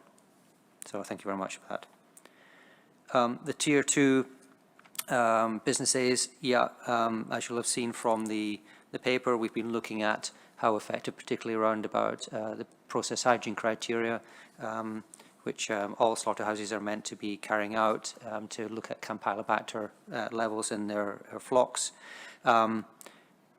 Most of them are doing it. The ones who who are not sampling at the moment are doing so because, in effect, there is a pretty large financial cost to some of this. The sampling requires about 260 samples a year at £20 a shot. That can be quite a financial burden. So we're looking at ways of how we can support those smaller businesses. I think it's really important, nevertheless, that they are aware of their baseline. They're aware of if they have CAMPy and what they can do to address that. In the past, under the Strategic Partnership Programme, acting on Campylobacter, we did actually have a campaign run by field operations where we looked at very simple things that slaughterhouses could do, small slaughterhouses could do, in order to sort of bring down levels of contamination, and those were as simple as readjusting the washing nozzles on the chickens as they were going through, just to make sure they were actually aiming the water at the chicken. A number of them weren't, and the right temperatures in the scalding tanks. So there's things that they can do, and we can be looking at if we can improve that as well. Non-scientists also on CAMPy and whether or not by moving some of these strains out, we're allowing for more virulent strains. We did actually look at that during the campaign, and it was suggested that we wouldn't be allowing other competitive strains to come in, but I'll stop there because I will look to Rick or Guy to comment specifically on that point. At the end, okay, cool. And then future work programme and whether or not we're looking at other treatments. Again, during the campaign itself, there were lots of innovative treatments and processes brought in. Ultrasound with water and steam scalding, quite a number of things which were quite expensive for the slaughterhouses to trial and introduce. Some of them being introduced, and that was within the context of the use of potable water only for treating carcasses. As always, there are improvements or there are new processes that can come forward for treating carcasses, and if and when they come forward, EFSA have already, the European Food Safety Authority have already looked at some for other livestock. If and when they come through, we will assess them for safety and efficacy. Thank you. Thank you very much. Some of those things sounded like the kinds of things Gwyneth Paltrow proposes. Rick? Just to add to what Michael said, just to remind everyone that the ACMSF's report on Campylobacter has been published, and it does address some of those issues. It's done a review that's quite a long-standing review, and it does look in brief at some of the things like treatments and chlorine and some of the other treatments. It wasn't the main purpose of the report, but it does cover some of that. So some of that detail is in the report if people want access to that. And the same with the Oxford Martin restatement, which also might have identified that the scale of that risk, but hasn't been able to pin that down, has it? Well, I'll ask Rick to comment on that, but I mean, the initial findings suggest that actually the attribution still lies mainly with the chicken reservoir. Guy? I was just going to comment on a couple of things. I mean, as well as the seasonality itself, you've got the kind of the annual variation, and it's a bit like talking about the weather as against the climate, and so if you remember when we've discussed some of the key performance indicators that are used looking at the tracking of various foodborne diseases, the one that stands out compared to the rest is Salmonella, in which you see a very clear drop over a period of time, and with the others they do tend to go up and down a little bit, which is due to so many external factors changing them. So in relation to, therefore, to the National Audit Office recommendations, choosing key performance indicators where it's a little bit more outcome based. And one of the things I picked up from the AFB meeting yesterday, and I actually kept that PowerPoint, was the governance. That they had a number of key performance indicators which were things which were really outcome based. So it was they process samples, 90% of samples within 6 days. And there was a whole list of things like that which you could kind of control in a way of saying, we're going to reduce something by 5%. It's not always under your control, whatever great progress, etc. you make. So I think in terms of this outcome-based aspect, we should be thinking a little bit about things which are a little bit more under our control. The virulence question, and it's of relevance to the antimicrobial resistance paper, which is coming next as well. So there is a kind of a nice link. But it's impossible to say, because it depends what selective advantage having a particular gene is as against any other gene. But it does highlight the point I've just raised, actually, because if you reduce the numbers of Campylobacter, and that's your key performance indicator, you have achieved that target. But if the strains left are much more virulent, then people being exposed to them are more likely to get ill, which means if you measured that, more people are getting ill, even though you've reduced Campylobacter. So it's why you need to think very carefully about what it is you're measuring, and therefore what you view as the outcome. But certainly the one way which was interesting, which we heard about yesterday, was the fact of potentially using the feed to manipulate the microbiological community in the gut of chicken, so that potentially Campylobacter isn't able to get to the large numbers because it's in a very competitive environment with lots of other organisms living in there, and and that was something which is obviously actively being worked on, and trying to reduce the level of Campylobacter, but not at the same time select for one that's going to be more damaging, is a big challenge, and is baffling to the scientists as well as the non-scientists, but they are kind of working on it. Guy, I think what you said there, for me, I absolutely recognise the point about being outcome-based, but we also, as a board, need to know what overall incidence is.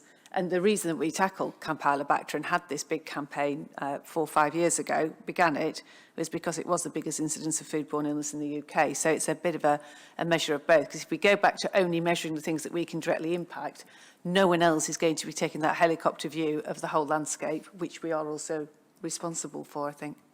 I think this is a really good example, though, of it does pick up the sort of last 2 papers around cost of illness modelling and uncertainty, and how they come together, and Guy's points that he's consistently made about how you trade off, how far you can go with what impact at what cost.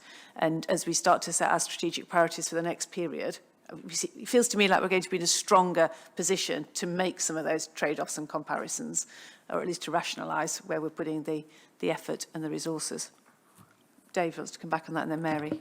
Yeah, so I can just come back on 2 points, and just for comment and further thoughts, really. Going back to the review, I understand that our proposal is that 7% will remain that target. I would just be slightly sensitive to that, because when you go into maintenance mode, i.e. let's make sure we don't get any worse, you probably will get a little bit worse, actually. Whereas if you're always striving to improve, so it's how do we motivate those tier 1 retailers to continue to improve? And I think having the discussion with them about how we can do that, and that is one lever we could possibly pull, but I'm sure there are many others too. And then the second one, the end treatments, I guess it's making sure that we remain very aware of technological change, because whilst you might have reviewed it 3 years ago, or 5 years ago, or indeed 3 months ago, stuff happens very quickly in the modern world. New treatments come out, and indeed old treatments that were expensive can become much, much cheaper. So making sure we remain alert and monitoring all of that activity to ensure that old stuff we thought was impractical doesn't become very practical. Thank you. Ruth. Just a quick question. Absolutely agree with the need to keep our attention focused on this and keep the energy up in terms of maintaining action. Just one area I just wasn't sure about, and whether it needs more attention, was around the part of the food system around the hospitality industry. There's a piece in the report about consumers and their behaviour changing and their awareness of handling chicken. A lot of focus on primary production and processing. Is there something, are we satisfied that the hospitality industry is fully focused on this as well? And is there anything else that's needed in that regard? Yeah, I mean, I think the Campy campaign covered all the sectors, including the catering. But I think, you know, as I was indicating, this is a continuing piece of work. We had the big strategic partnership campaign, which went over a number of years and very well funded by the FSA. We're moving into kind of continuing encouragement and pressure to drive those improvements that Dave was talking about. And probably certainly within the looking forward, we would still want, as part of our communications, to continue to communicate with all sectors of the food industry, including catering, particularly around about the 4 Cs, which should tackle Campy, but also their suppliers as well. So just following on from that and looking at the, as it were, the last stage of the food preparation and eating, I'm not aware, and I'm sure we have the stats on where the danger areas, whether it's food service, whether it's barbecues, and slightly concerned that in terms of sort of maintenance of the message, that we didn't do any messaging in summer 2019 about barbecues, because I'm assuming just from sort of personal observation that would be where you would experience chicken that wasn't perfectly cooked.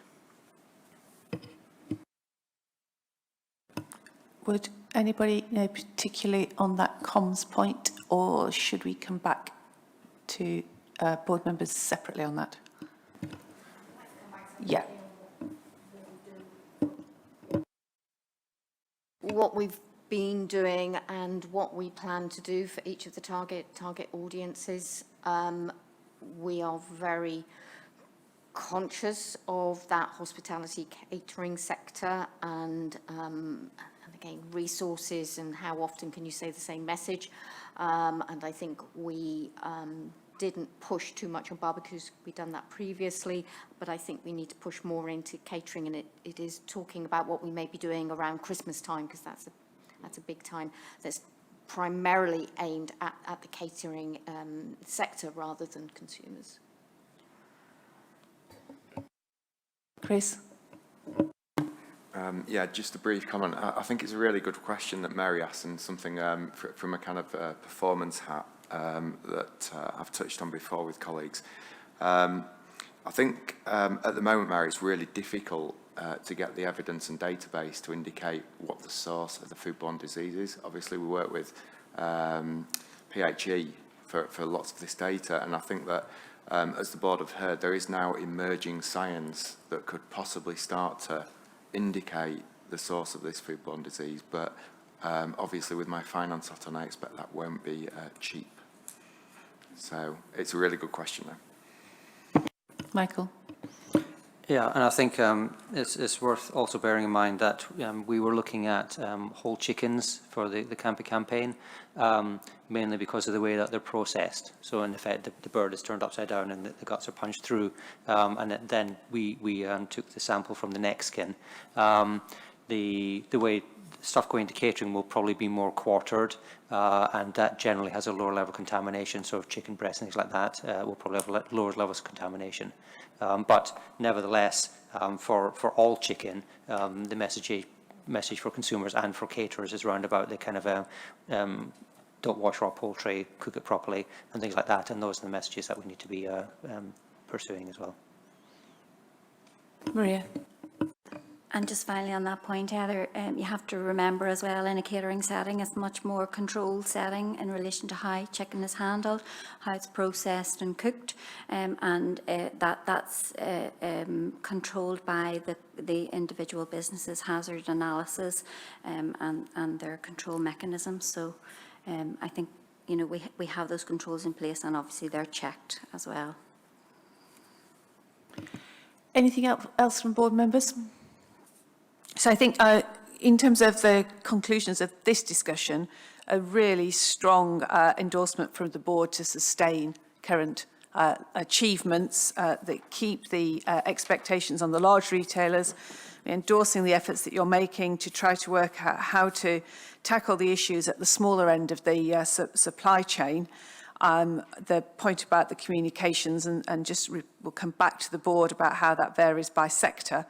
And we really want to take into account how the sort of science and research programme and new technologies might be delivering different intervention points, not necessarily then that we have to be paying to make those interventions, but that might be something that some of the industry might want to switch some of their attention to and support the acceleration of that science, so we know whether it's going to be more effective or not. And we are very aware of the of what we heard yesterday and some of that other material about whether or not there is the evidence that there are more virulent strains emerging, partly because of the success we've had with our Campylobacter programme, but we need to keep an eye on that. And then finally, it's important for us both to measure incidence and also our own outcomes and impact. Thank you very much indeed. I think, do you want to have a break now, or would you like to carry on with AMR while you're in science mode around the table? We're carrying on with AMR. Thank you very much, Nariman, Michael. Thank you. Rick, antimicrobial resistance. Thank you, Heather. Staying with microbiology, we presented a paper at the September board last year, and this is very much an update on the programme of work that we've been doing and the activity we've been doing. I'm not going to go through the paper in detail, but just to highlight sort of some of the sort of the key areas where we've been operating. Obviously, AMR is a global challenge. It is something that we all have a responsibility for engaging with, and the FSA's role and contribution in the UK's 5-year AMR National Action Plan is noted here, and that's something that we will be continuing to be an active participant in. Underpinning that is our ongoing efforts in terms of an active and future AMR research and surveillance programme. If you just look at the figures for 1920, we have a number of projects, and they are listed in one of the annexes. The total investment for this year is around £675,000, so not an insignificant amount of investment in this area. And then finally, just to add that we are also playing on an international stage here, and in particular through Steve Wern's work on Codex and the ad hoc intergovernmental task force on AMR. And again, how we play this as an international issue and not just one that is a UK focus. So overall, it highlights the areas where we are operating and how we are playing our part in looking at AMR and the potential for AMR to be spread through the food supply chain. Thank you very much. Questions around the table? Mary. I got an update from the group responsible use of medicines in agriculture, and was really encouraged to hear that they consider that, barring disease outbreaks, they should get down to 30 milligrams per kilo in farm animals. And that we'll get an update in October on that. And that, looking forward to the future, looking at a new category in calf rearing, dividing out salmon and trout, and also to look at a companion animal sister group. So to, just really, I wanted to find out what was happening on the farming side and give that information back to the board. Thank you. We do have a meeting with RUMA every 6 months to track their progress, and I'm going to speak at their annual conference in November to encourage them. I mean, they have made when we started 3 or 4 years ago talking about this, there's been remarkable progress made, I think, across all those, particularly meat sectors and food sectors. So that's really welcome. I was going to raise a couple of things on this. I think we're very clear on AMR that blanket solutions will have consequences, and so this multi-pronged approach is really important.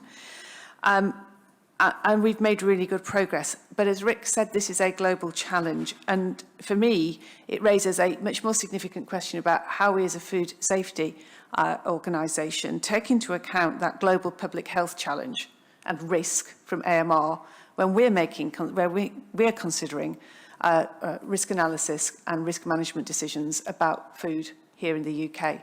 And I think it's not something we've had to really deal with before. We deal with things that cause acute illness as a result of food, and we deal with some things that cause chronic illness as a result of food. Not all, some of those are dealt with on the nutrition side and out of our hands, apart from here in Northern Ireland. But we haven't really, I don't think, had to face up to things which are new and critical, long-term public health issues of this nature. And for me, I think we need to work out how are we going to respond on AMR. When we look at the progress made in this country, but whether others are making the same progress and what standards that they're achieving in terms of antimicrobial resistance, I think that's a real legitimate consideration. When we look at the fact that now we have citrus and other fruit crops being sprayed with antimicrobials, this is not something that's only affecting the protein part of the food chain. I think that's a material consideration for us.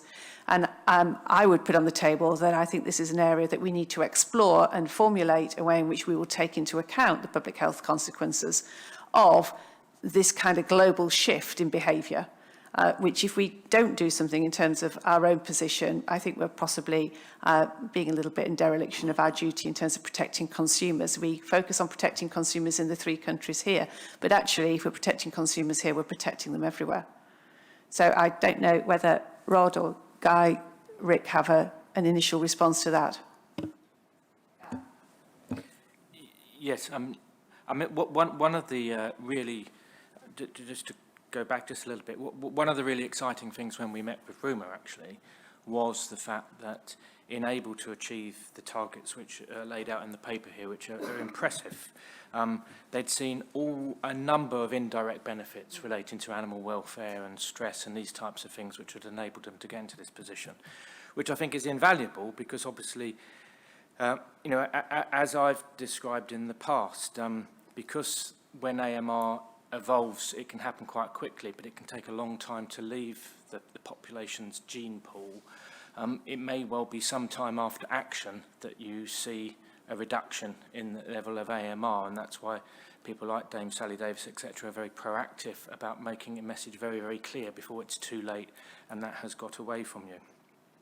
So I do think one of the really important lessons of learnt from this is the fact that actually when one is dealing with these longer term issues is perhaps having a pathway of getting there which has benefits on the way so people can kind of don't lose faith in terms of that movement.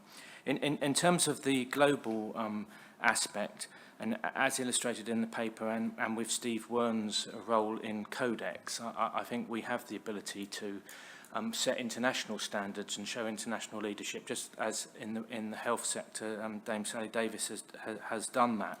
And I think by doing that, you know, one can be in the situation of not only are we protecting UK consumers directly in terms of the food being produced in the UK, but the actual food being produced elsewhere in the world, which is coming to the UK, being associated with standards and ways forward, which we are contributing and have a very active and powerful voice as part of.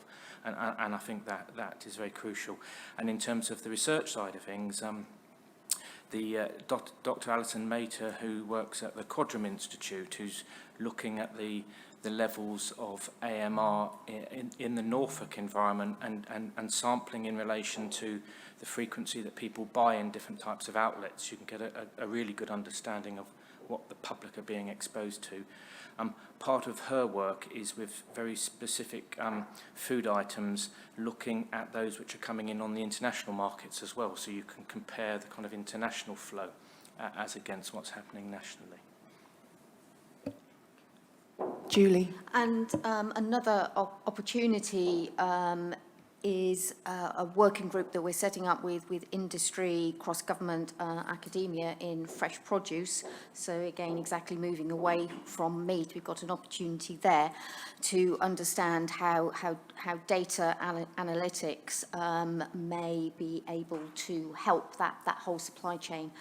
We can maybe pose the AMR question into that group, there's an opportunity in there as well.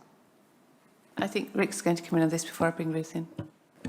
Yes, just on the very specific point about the use of antimicrobials in crop protection, there is a small piece of work that we're going to conduct using the Strategic Evidence Fund, which we're going to jointly fund with DEFRA to look at this as a global issue, because it was raised with the idea that the EPA in the United States were going to license the use of antibiotics, 2 antibiotics for protection of antibacterial protection in citrus, but then that raised the idea that possibly there was more widespread global use again. So as Guy said, it's a bit of a leadership position. We need to understand more.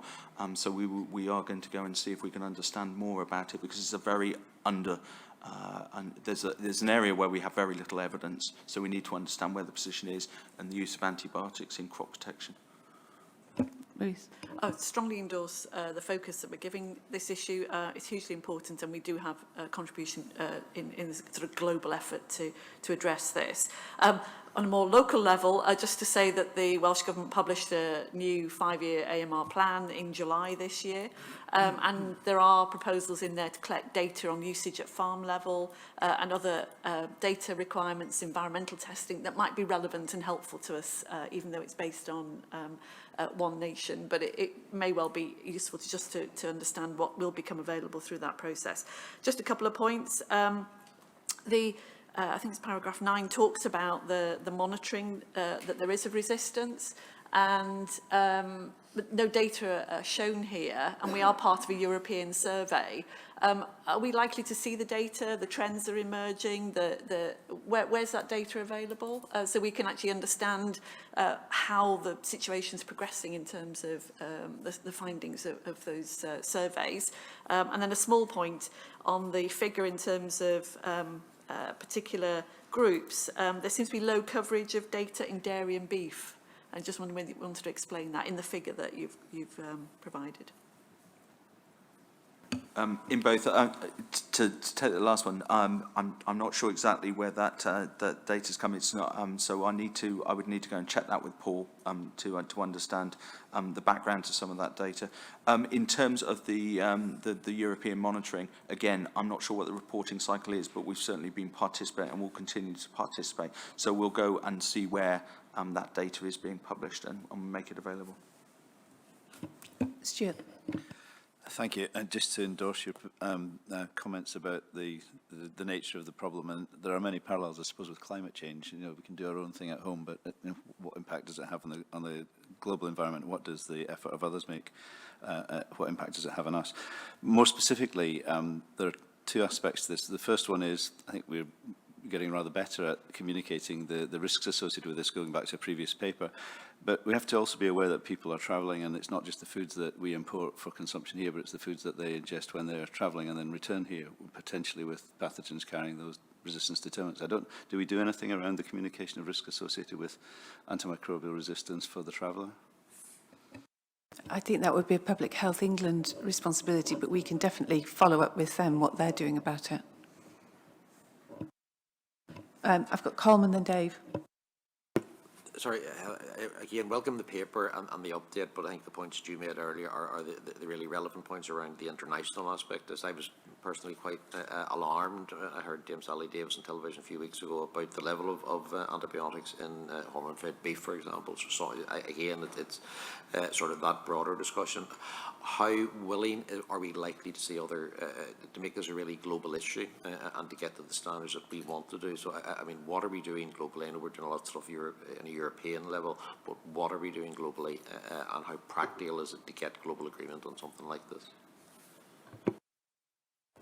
So I think again, I mean, to talk about the work that Codex are doing, there was recently a workshop in East Africa which specifically looked at flows of antimicrobial resistance through the food supply chain and trying to take the approach that we're taking in the UK and see if that can be applied elsewhere as well. So there's a lot of work where the UK is leading in this area and making sure that we're taking a leadership position. So yeah, it's a global issue and we need to spread the word, and we are doing that. So we are engaging through Codex and other international organisations.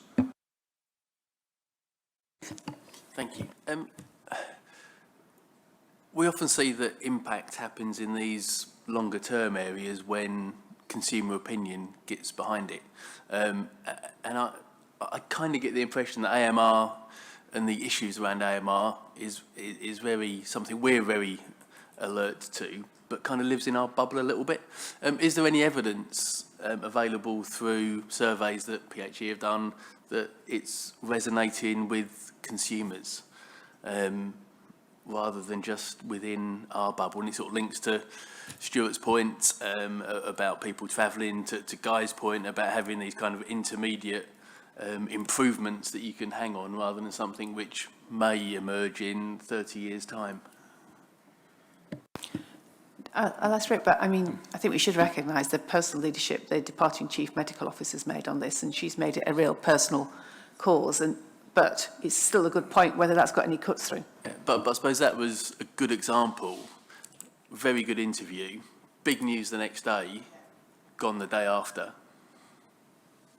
I mean, obviously, it's not our department's responsibilities in terms of you know, where there has been a lot of effort in that space, and it'd be interesting to see the evidence. But most people now, if you go into a GP surgery, or I went into a pharmacist the other day, and the amount of messaging up about the fact that don't expect to be giving an antibiotic and listing why, etc.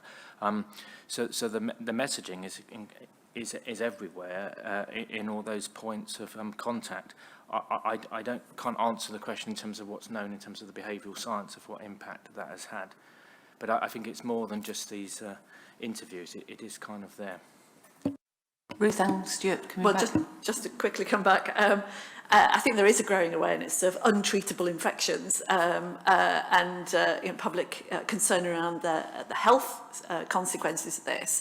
I think there is an opportunity to link up the messaging that's been very effective, I think, through the Chief Medical Officer, but to link it with these other issues that are part of the same story, whether there's a full understanding that it matters in the food chain as much as whether you get antibiotics in your doctor's surgery. I think there is something we could do to link up those messages a bit more so that people's behaviour is affected across the spectrum and supports the general direction.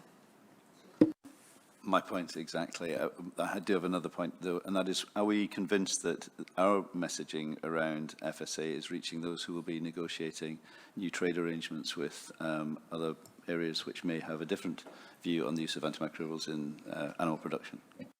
And that goes back to the point that I'm raising, which is how are we going to reflect our anxiety about this, which is a global public health problem, in the impact it has around trade negotiations. We're going to have to think about that.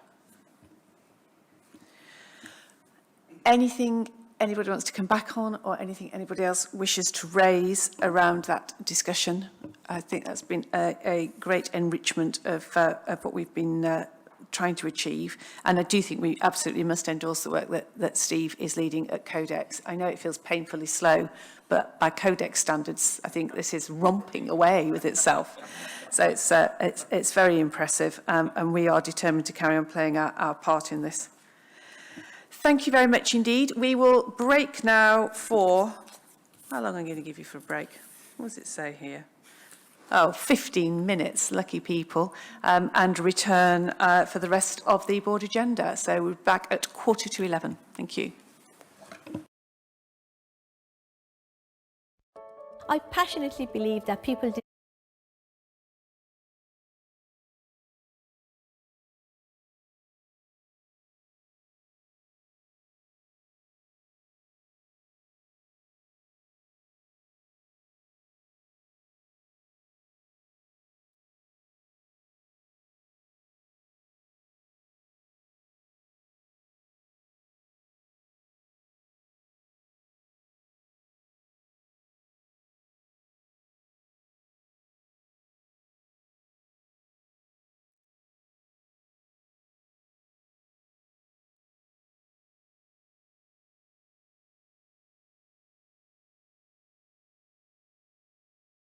in restaurants, but now I'm able to actually eat a number of different things. Staff now are more accepting because they've been educated on allergies.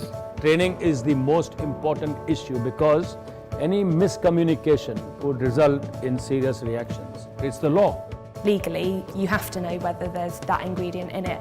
And I think compliance is the way to actually keep your business successful. Being compliant to the new regulations has really helped me in my business because I know what I should be doing and my customers know what they should be expecting. As owner of the restaurant, for me it's very important to show clearly allergens on our menu, and I'm very proud to say that we comply with the allergen regulations. Customers are relieved when they approach our menu. To all the businesses that are afraid of this compliance factor, all they need is awareness, all they need is information, all they need is to share their information with the whole team, and all they need to understand is that there is a verbal dialogue that one can enter into at the very moment the customer wants to order food. The number of regular customers has increased a lot because they can trust what they are eating here, and for me it's the best thing I can deliver to them. Customers deserve food that they can trust, and it's good for business because if the customer trusts you, he trusts the business.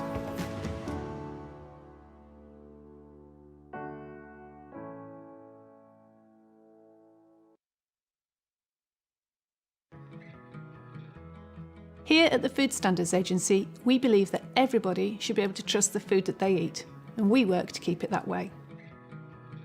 The FSA is an independent government department, and we work across England, Wales and Northern Ireland. Being independent is really important. It means that there isn't a minister or a politician in charge of us telling us what to do. We have an independent board. And because we're outside the politics, that makes it easier for us to operate just on the basis of sound science and evidence. And that's what we do.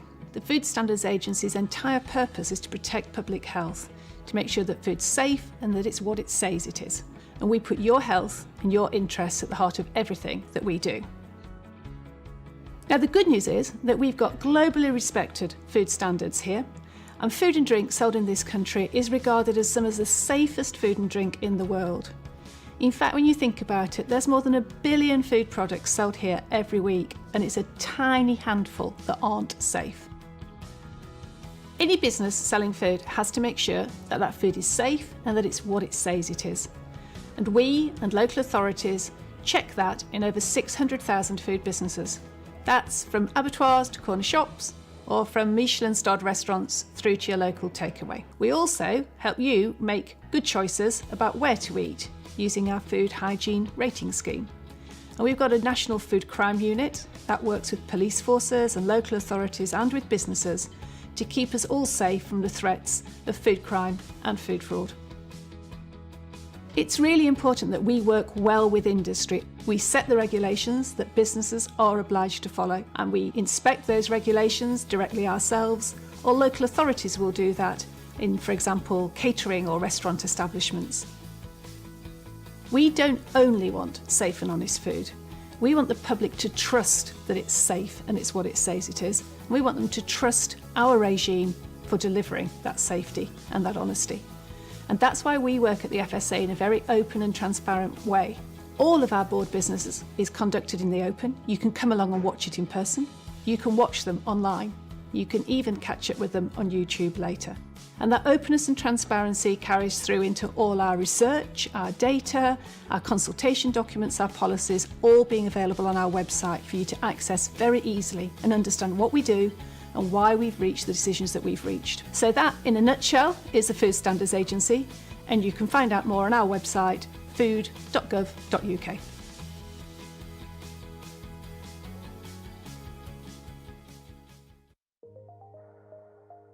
Have you ever suffered a reaction to something you've eaten? If you have, you probably have a condition called food hypersensitivity. Let's look into why this happens. There are different types of food hypersensitivity. Food allergy, celiac disease, and food intolerance are 3 examples. Food allergy is when your immune system, which helps your body fight infections, mistakes the proteins in food as a threat. Allergic reactions can range from mild to very serious, such as itchiness, hives, vomiting, swelling of the eyes, lips and airways, which makes it difficult to breathe. The most severe allergic reaction is called anaphylaxis, which can even lead to death. You can be allergic to any food, but certain foods are responsible for most food allergies. In the UK, food businesses must tell you if they use any of the 14 key allergens in the food and drink they produce. The 14 include common allergens like nuts, peanuts, eggs and milk, as well as unusual ones such as lupin, celery, mustard and sulfites. Celiac disease is an autoimmune condition caused by a reaction to gluten found in grains such as wheat. The immune system attacks the small intestines and reduces its ability to absorb nutrients from food. Following a gluten-free diet can prevent long-term health problems. Food intolerance doesn't involve your immune system and is never life-threatening. The symptoms of a food intolerance can occur hours after eating the offending food. People with food intolerance tend to experience symptoms like diarrhea, skin rashes or itching. So there you have it. The FSA explains food hypersensitivity. You can find out more information at food.gov.uk.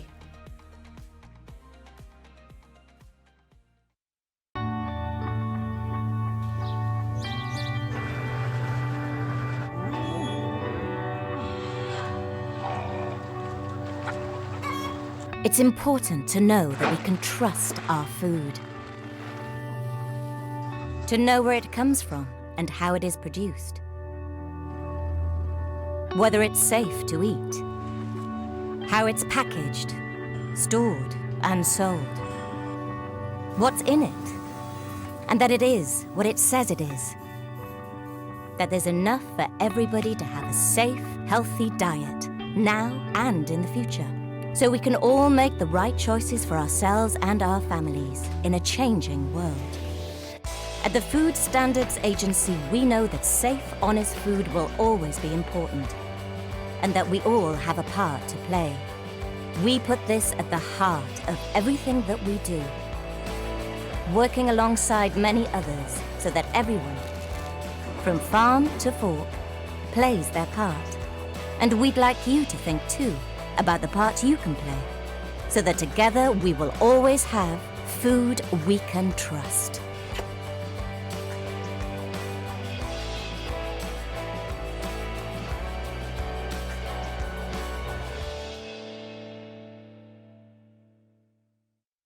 Because of my allergies at school, I have to sit on a separate table. Daily life can be quite challenging because you have to be on the lookout for allergens. I have to read every label on the back of every packet, every jar. If the baby has an allergy that is a different one to one of ours, or a type of reaction that we haven't come across ourselves, then that will make it very difficult for us. I was diagnosed with allergies to wheat and gluten and dairy. Trying to get Jackson a diagnosis was hard. I didn't realise how much stuff actually contained milk. His teething powders even contain it and was giving him a reaction. I think Ollie's egg and fish allergies affected him and definitely affected his confidence with food. We tend to go to the same high street chains purely because they know that they have to produce a detailed allergy menu. Socializing is one of the biggest challenge because I think I'm making trouble, making life difficult. I went on a date last year with a guy who was allergic to a lot of things as well as me. We were walking around the shopping centre and he was like, I can't go there. And then I went to the next one, I was like, I can't go there. And then the next one, we just ended up going to a sandwich shop and having a sandwich each. It's about I can't have it, I can't have it. It's very simple. It's a matter of health and it's potentially a matter of life and death. It's not about being fussy. I get itchy and I get hot. My throat closes to the point where I can't breathe at all. Where we are with allergy rules at the moment is much better than where we were even 5 years ago. Proper labelling stops him from having an allergic reaction. Many places now do offer something on their menu. With the new allergy menus, it makes me going to a restaurant a lot easier. And it does make a big difference and it has had a big impact on our lives. I would like all of the places that sell food to provide more food that is good to people who have allergies.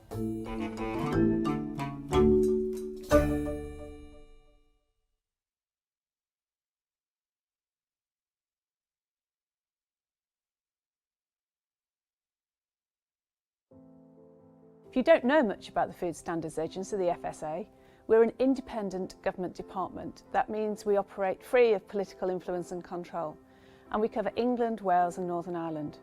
And right at the heart of what we do is keeping people safe in relation to food, protecting public health. The way we operate is open and transparent. That's really important for public trust. And we always make our decisions on the basis of science and evidence. And that's why we put so much emphasis on the scientific advisory committees that advise the FSA.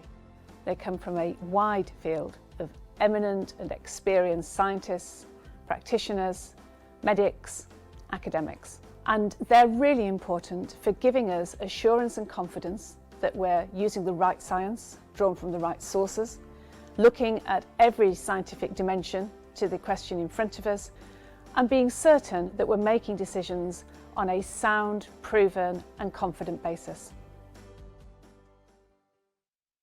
I passionately believe that people deserve the food that they can trust. I deserve that, and you deserve that.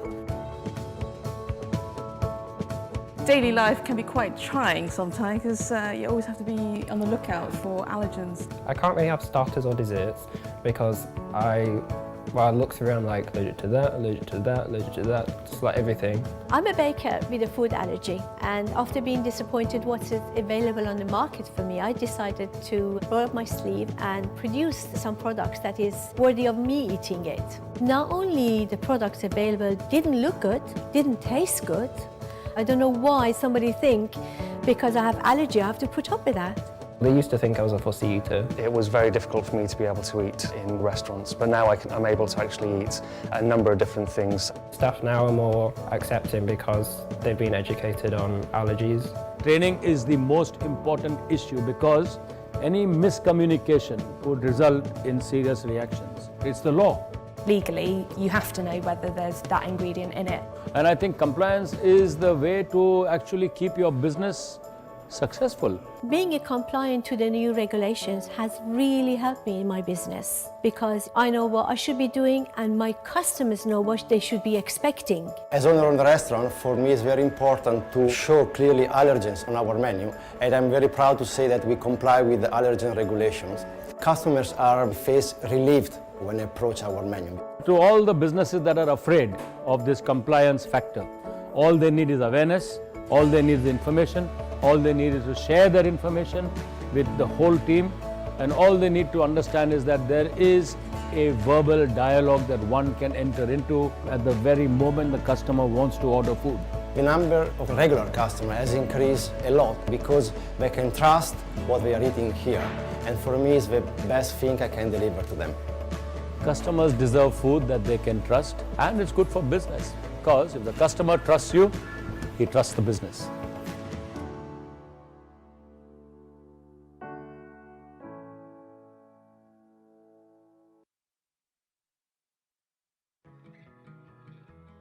Here at the Food Standards Agency, we believe that everybody should be able to trust the food that they eat, and we work to keep it that way.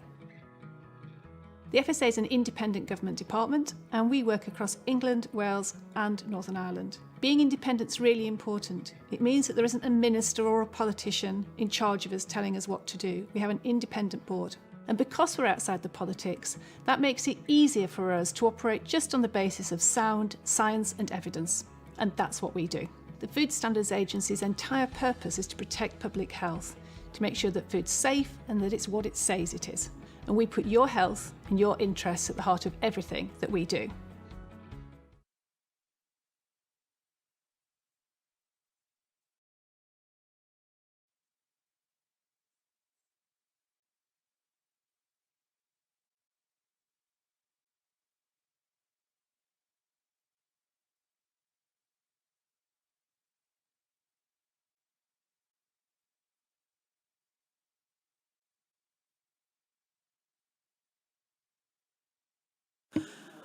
Ladies and gentlemen, we'll move back into the second part of our board meeting now, if we may, and we're going to begin with the report from Colm as Chair of the Northern Ireland Foods Advisory Committee. Chair, thank you very much. The paper for my report is there for the year ended 31st of March 19. the period up to September of this year, and I'm sure members would have read, I'll just throw out a couple of points. We have changed the way we do things through the review of the Food Advisory Committee, and that's been very much welcomed by the members. Over the course of the year, since our last report, September 17, we've had a couple of very useful external visits to engage with the sector. We were at the Lough Neagh Eel Fisheries Cooperative in September 17, and they're very dependent on European activity, both for funding and for sales. Most of their sales going into the EU and Holland particularly. Definition Nutrition are a very well-known local company who we visited their new nutrition farm, and they've a research farm established in Dothan, County Meath. We had a very useful visit down to that. We've moved now since the review of advisory committees onto themed meetings, and we've had a few of those over the last year or so. Most recently, looking at the future strategy in Northern Ireland, we've also looked at the feed sector and the issues, and had a fairly in-depth look at the food fortress, which Chris Elliott advised us all on yesterday, but NIFAC had some interesting discussions around that. We have developed a forward work plan for the next year or two, particularly looking in detail at how we will feed into the strategy discussions we're having in the coming weeks from a Northern Ireland perspective, but also to get our heads around over the next couple of meetings in October and in January around the constitution of the food business in Northern Ireland and how that affects consumers. So working very closely with our partners in government and in industry, and I think what people will have got a sense of in our visits yesterday and last night is how well integrated the food business and the food industry in Northern Ireland with government and industry is, and works extremely well together, and also the importance of the all-island supply chains and so forth, you know, and how important it is to sort of keep those working as effectively as possible. There has been a little bit of turnover in membership of the committee. 2 members have moved on, Colin and Christine. I'm delighted that we've been joined by Lorraine and Greg in recent times. But the paper's there. I think it's working much more effectively than previous as a result of the review that we went through, and I think that's probably mirrored in Wales. And a list of all of the various items we've talked about, but quite happy to take any questions. Thank you very much, Colin. Questions from board members? I got some really good feedback from NIFAC members over the last 48 hours about their level of enjoyment of the revised way that the committee is working. Mary. Well, perhaps a slightly more general point, but Colin referred to the sort of integration that there exists in Northern Ireland, and I know it's a country that, you know, values its food and farming industry and is perhaps better funded. But I wonder if there were any lessons that we could learn as a whole FSA about, you know, what steps we could take to create that integration. And we've talked about with the food fortress, the, you know, better integration and coherence in sampling. But I'm wondering whether there's a wider piece about making sure all those connections work really, really well, which, you know, which that's what I observed today, and every time I come to Northern Ireland, that's what I observe. There's always stuff that the rest of the UK can learn from Northern Ireland, but of course I would say that, and indeed as we speak today, one of our guests last night, Michael Bell, is across, and he's part of the Alternatives group at Westminster, along with a number of other Northern Ireland contributors to that work that they're looking to see exactly how that stuff might work. We need to be realistic in our ambition. Remember, Northern Ireland is a 1.8 million population, about 3%, slightly less than 3% of the total UK population. Food and agriculture are extremely important in this local economy, and much more so, I suspect, that as a percentage of GDP than any other part of the UK. So I think the best we could hope for is to get better integration on an economic regional basis across the UK. Trying to get the whole of the UK integrated is practically impossible, as integrated as we are in a small organisation or a small country like Northern Ireland. Yeah, I can see that. And Mary, I think I would say in England, I think it's for DEFRA to lead that integration. I mean, I think they do a lot of work in that area. Actually, what's disappointing is that we are insufficiently often invited to participate in that integration. So the FSA is not a member of the Food and Drink Sector Council. There are various other networks and activities going on where it's the valiant efforts of people around this table who kind of push their way in to try to make a contribution. And we continue to try to explain the contribution we can make and the impact of not having us around the table. The unintended consequence of that, I think, is that we need to keep arguing on both of those points. And I think I would pay tribute to Maria and her team and the staff in the Belfast office of FSA. They're not part of Northern Ireland Civil Service, they're not part of the Northern Ireland Government makeup here, but they've been extremely effective at being consulted and being taken into the fold as part of that and make a real contribution to developing Northern Ireland policy. I think that's really important, and well done, Maria, on that. If there aren't any more questions for Colm, we'll hand over to the excellent Maria for her report. Oh, no pressure. Thank you very much, and a very big FSA Northern Ireland welcome to the board, to Belfast. It's great to see you all and to have those conversations that we've had over the last couple of days. In my paper, I really focused on the additional responsibilities that the FSA leads on in Northern Ireland, specifically the dietary health work and the food standards composition and labelling work. And I emphasise the word leads on because I hope that my paper illustrates to you the depth of the partnership working that we're engaged in to deliver the strategic outcomes for Northern Ireland Government. And a really good example of that is our Eating Well, Choosing Better programme. And that programme is reported through into the Northern Ireland Executive in the programme for government mechanisms. And also our Calorie-Wise voluntary labelling scheme and the Menu Cal tool, which was developed in partnership with the Food Safety Authority of Ireland and allows for industry alignment across the whole island. We continue to closely monitor, of course, all of the controls in place across the food and feed industry sectors, and we work very closely with our partners in local government specifically, and also with the Department of Agriculture, and we have very strong governance arrangements sitting around all of that, and they're in place to make sure that those performance levels remain at a satisfactory level. I've included in the paper a number of examples of partnership working with both the Food Safety Authority and also with Safe Food, the All-Ireland Food Safety Promotion Board. And again, these relationships are maintained by quite formal but regular senior management team meetings between our organisations.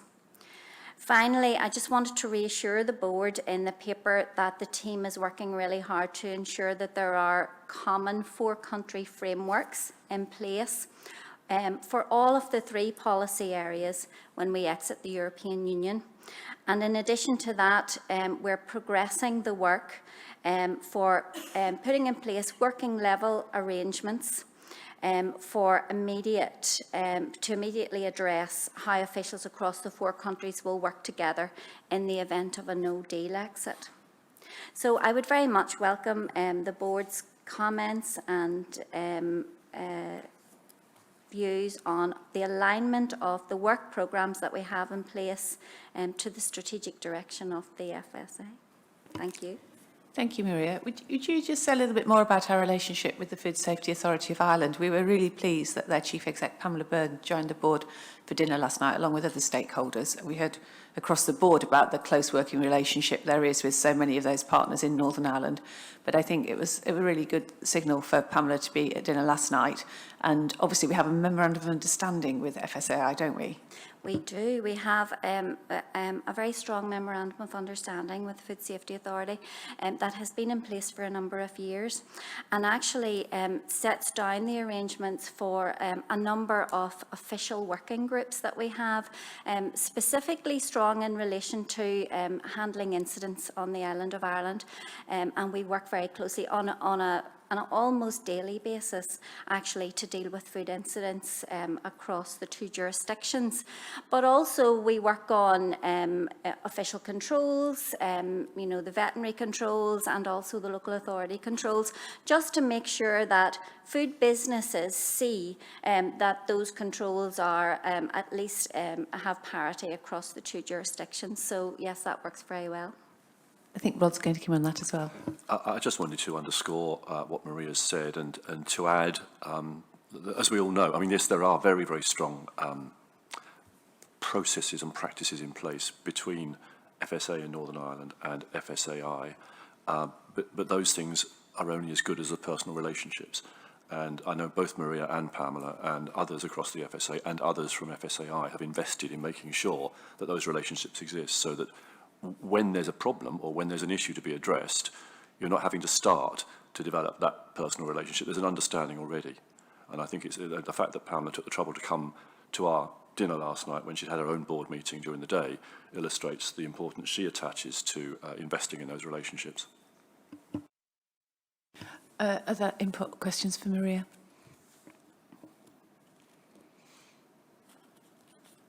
Wildly happy, beautifully aligned. Maria, thank you very much indeed. Next item on the agenda is our annual governance report. The board will recall that in June we had cause to change in some minor ways terms of reference and standing orders for the board and committee meetings. That was partly to reflect the reduced membership of the FSA at the moment. So having reviewed them so recently, there's no proposal in this paper to change any of those. There is an adjustment proposed by the Audit and Risk Assurance Committee to their terms of reference, which is set out in the paper. And the other element to pick up is for the board to feed in, either in the course of this discussion or if anything occurs to you separately, any improvements you'd like to see to the annual reports that we get from the FAC, the Food Advisory Committee chairs. Obviously, we've just heard Colms and nobody criticised it at the time, but you know, this is your moment if you want to come back and say there was something missing.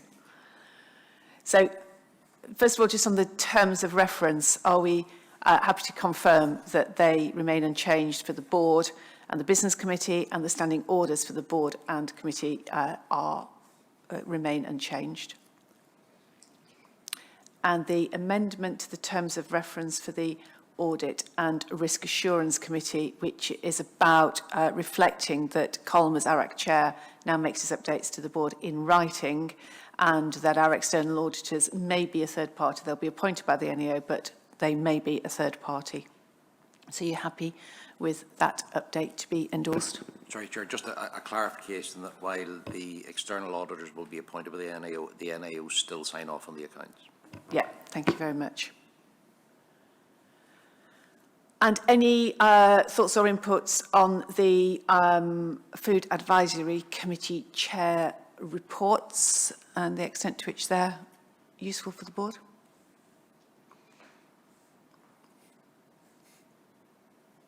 I think we'll take silence as consent.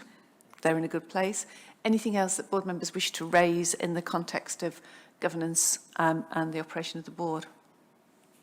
Mary. Well, just to think, obviously we made the change to the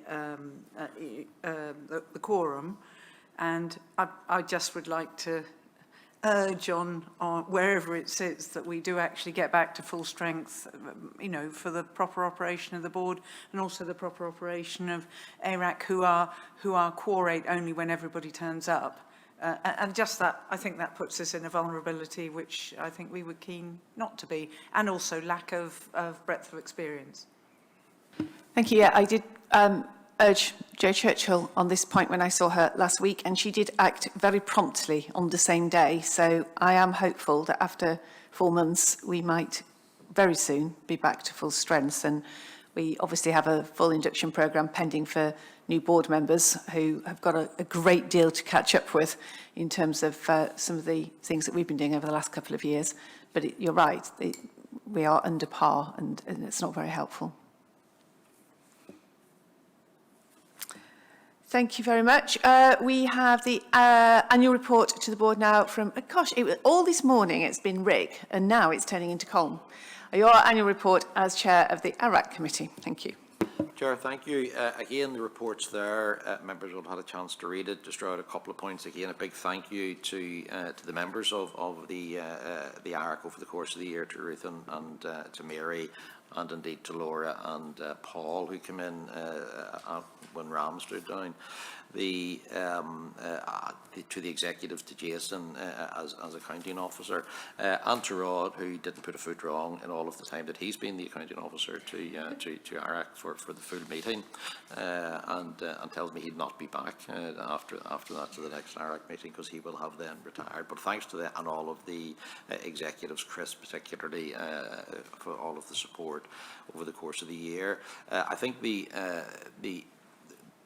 I would describe this department as having a very strong culture of accountability, and I think that's borne out in the internal audit reports that are coming through, and you'll see in the tables within the paper there's been a continuous improvement over the last 2 or 3 years in the level of assurance we're receiving through internal audit. So I think that remember, the audit committee doesn't provide the assurance. The audit committee checks the assurance, if you like. The assurance is delivered by the business, so I think it's that culture of accountability that's come in over the course of those last few years, and it's improved dramatically. We've gone from, I think it was 3 limited reports to 1 limited report in the last year. Year to date, we don't have any limited reports. We're improving all the time.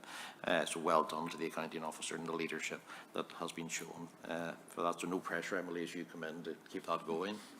And I say the role in the annexes and so forth are there. Membership is, and I just reiterate the point made by Mary, membership is the 3 members. We are quorate. Nobody is allowed to miss a meeting. So we do have to manage meetings around members' availability, and members have been very flexible in terms of making them, because, for example, our next meeting on the 13th of November has to be changed to a later time in the day, because the head of internal audit and I are attending an audit chairs forum with Government Internal Audit Service. So we have to meet later in the day, so the members have been very flexible. But Mary's absolutely right. We're down, we should have 5. We have 3 members on audit currently, still quorate, but there is that skills gap. So the skills that Laura and Paul and indeed Ram before them would have brought to the table aren't there, and be very keen that the Administrative Secretary of State sign off on the appointment, so we can get back to full strength of the audit committee. And then just finally, I just also mentioned we did meet at the last week and considered a number of things, particularly around information security. Got another report from Jenny at that, and still in very good shape as we move into EU exit potentially at the end of October. And we considered the progress, continued progress under internal audit, and the self-assessment that ARAC members carried out over the summer, and we take forward the actions coming out of that. So again, happy to take any questions or any comments from any of the other ARAC members. Thank you. Questions, input? I did have a question, Cole. In previous years, you've had an anxiety about the level of dedicated resource, particularly, I think, in internal audit. Has that anxiety receded now? Yes, it has, and largely because of the changes we'll come to later on in the business committee around local authority performance management. So the splitting out of performance management from audit has been quite, and that's taken a little bit of the pressure off. There's still a gap, but John is addressing that, and we're satisfied that that gap is being addressed. And I think the fact that we're able to record the results we've been able to record. We did have lunch after the ARAC committee on last week in London with members of the audit team, so it was really useful to hear from them and to give them a reassurance that ARAC is very much foursquare behind them should they ever have, not they would have any difficulty in getting the access they need to the business, but should they do, it's important that they heard from us that ARAC are very strongly behind them. But I think I'm much more confident in the position that John has been able to create with the support of the accounting officer. Just to echo that point, really, I was going to say that it was a real opportunity for us to signal to the internal audit team our concerns and interests and our support for the work that they're doing. But to say that we've had fantastic support from officers across the business whenever we've asked questions. And, you know, I think that's a real credit to the teams who are very open and transparent about the issues that we've been discussing. So just to, again, echo the thanks, really. Mary. Yeah, I very much want to echo that, and also given, as it were, future responsibilities in terms of sort of risk assessing, if you like, the risk management processes that we're taking on, and also National Food Crime Unit. Obviously, those feel like they're two quite chunky extra parts of the organisation that it feels we also, ARAC also ought to be dealing with, and I'm sure we will perfectly sensibly, but I don't know if there's a resource implication about looking at those additional responsibilities. I'm sure Chris is listening. I'm not asking you to answer it. Just Rod. It wasn't a response specifically to that, but it did occur to me that the comments Colm's made and other board members is a useful peg for me to actually, and this doesn't happen very often because you don't very often hear an executive team pay tribute to the internal audit team, but you know, certainly in my time here, there have been occasions when progressing audit reports has been a bit of an internal battle, and because management can get too defensive. And people become deaf to the messages they should be hearing. I think one of the strengths that the organisation has is that it's got a relatively experienced, specialised and high quality internal audit team, and they get it about right. You know, I mean, it's the fact that I wouldn't just say that the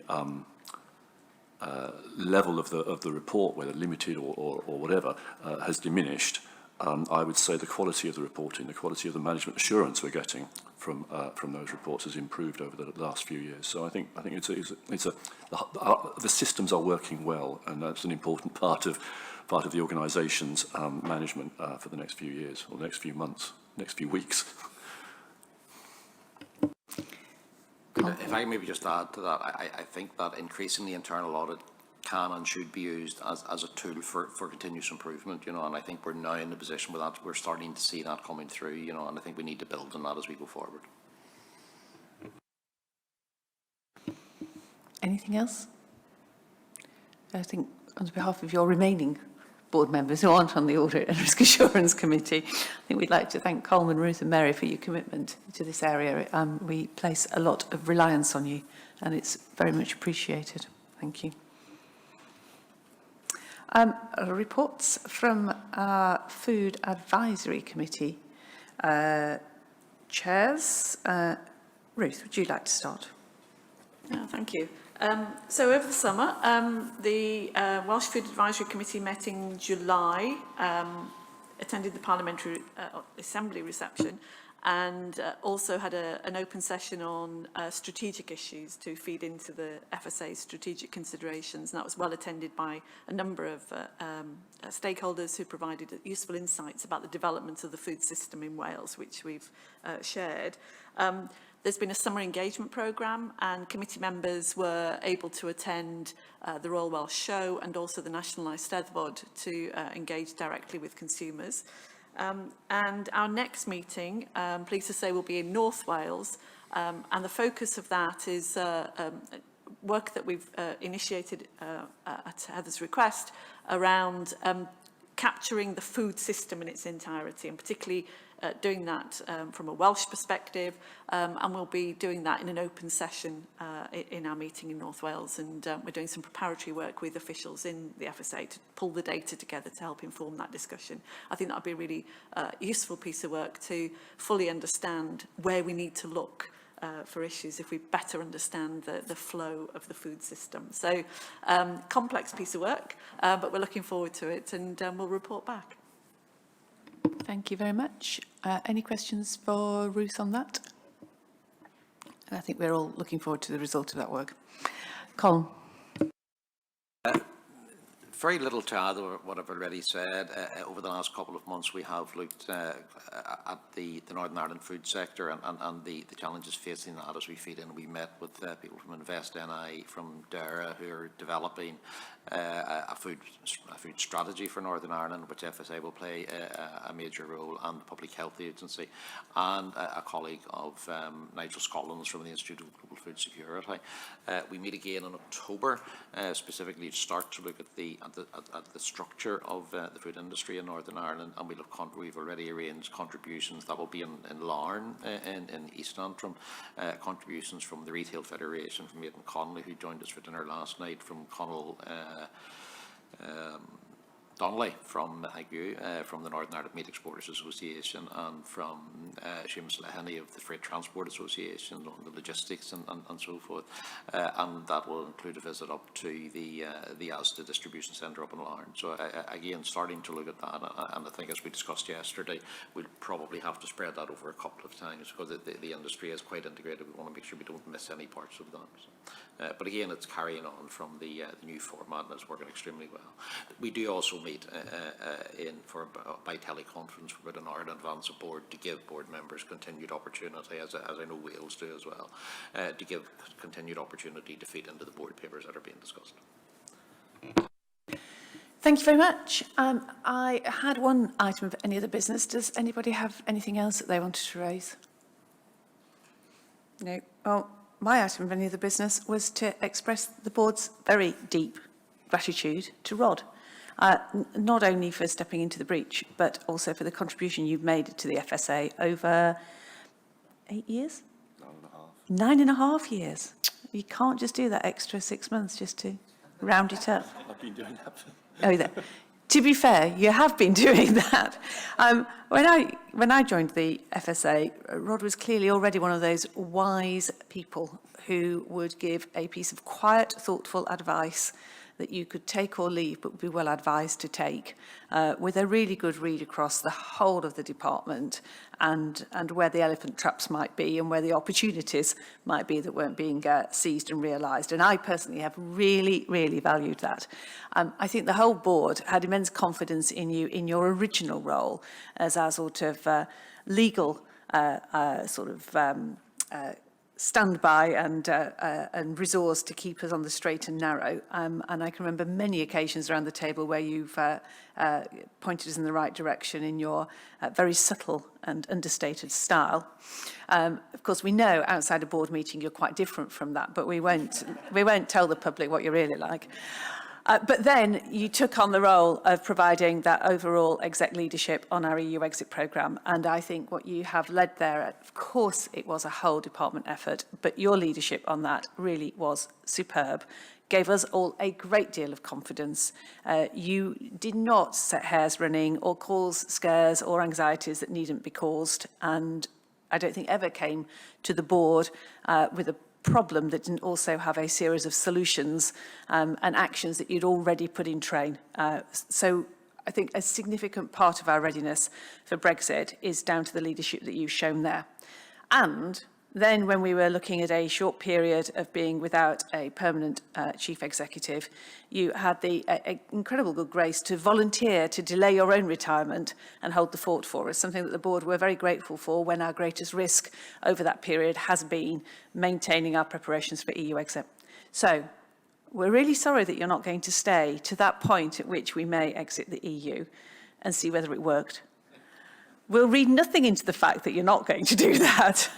Because I think we would all endorse that if anybody deserves to put their feet up and take some well-earned rest, it's absolutely you, Rod. But on behalf of the board, we would like to really thank you for your contribution and wish you very well into the future. And we will do our absolute utmost to make what you have designed and led work. Thank you very much indeed.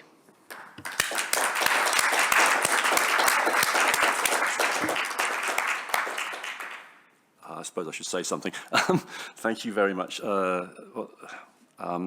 Thank you, Heather. Thank you, board members. Actually, the last couple of months have been quite enjoyable in a weird way. I should thank you for allowing me this little coda to my time at the FSA. Indirectly, I should thank the Secretary of State for Health and Social Care for that having come about. I'm not going to say much, but I think it's been, for me, and I think possibly for everybody who works for the FSA, it's an honour and a privilege to work for the FSA. I've learned a lot, even some science, but I do feel privileged to have had the opportunity to work for the Food Standards Agency. I've been mostly a lawyer over a sort of 40-year plus career, and it's not always been the case that, well, it quite often has been the case that I've not been that enthusiastic about being forthcoming about the work I've been doing. I've always been really proud to be able to say I worked for the Food Standards Agency.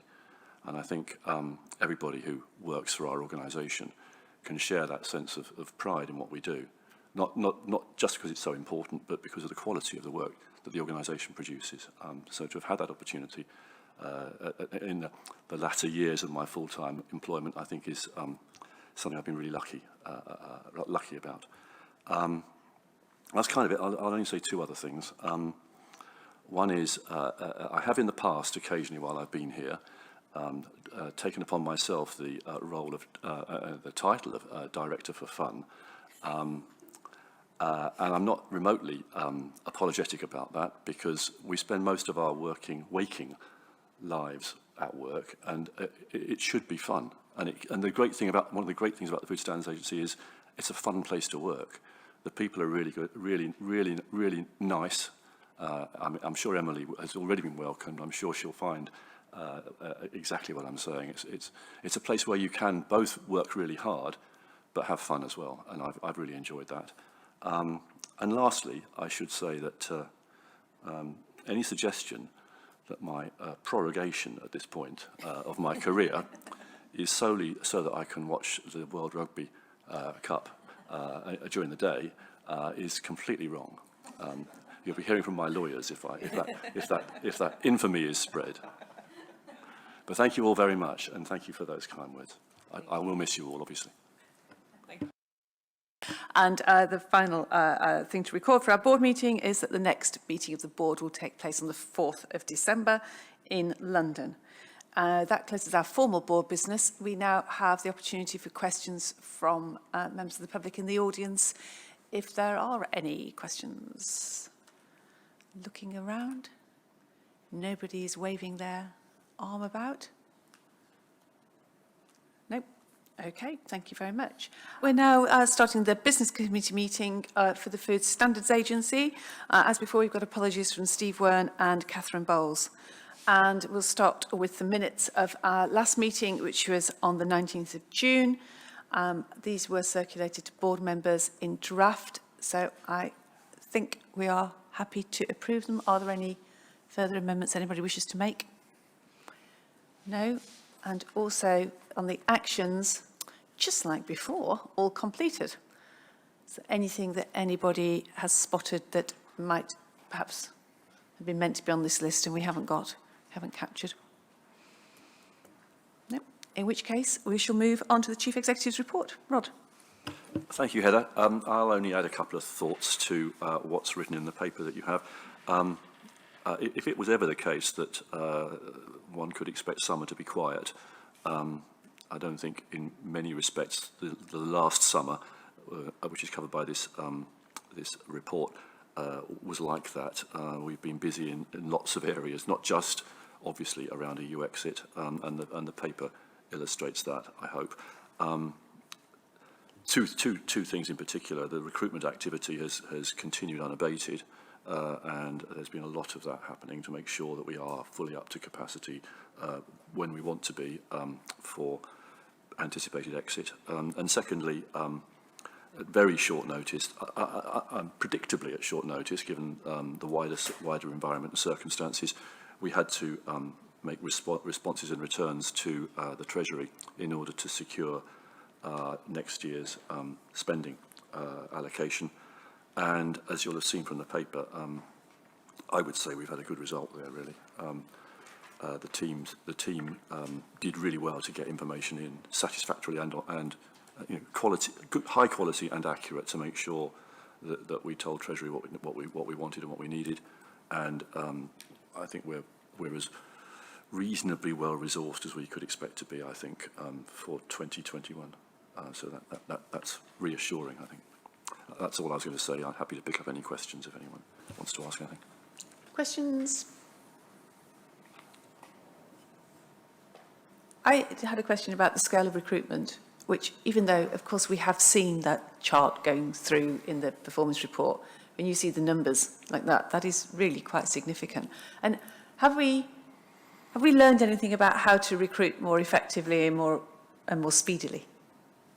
I think Maria's going to answer that.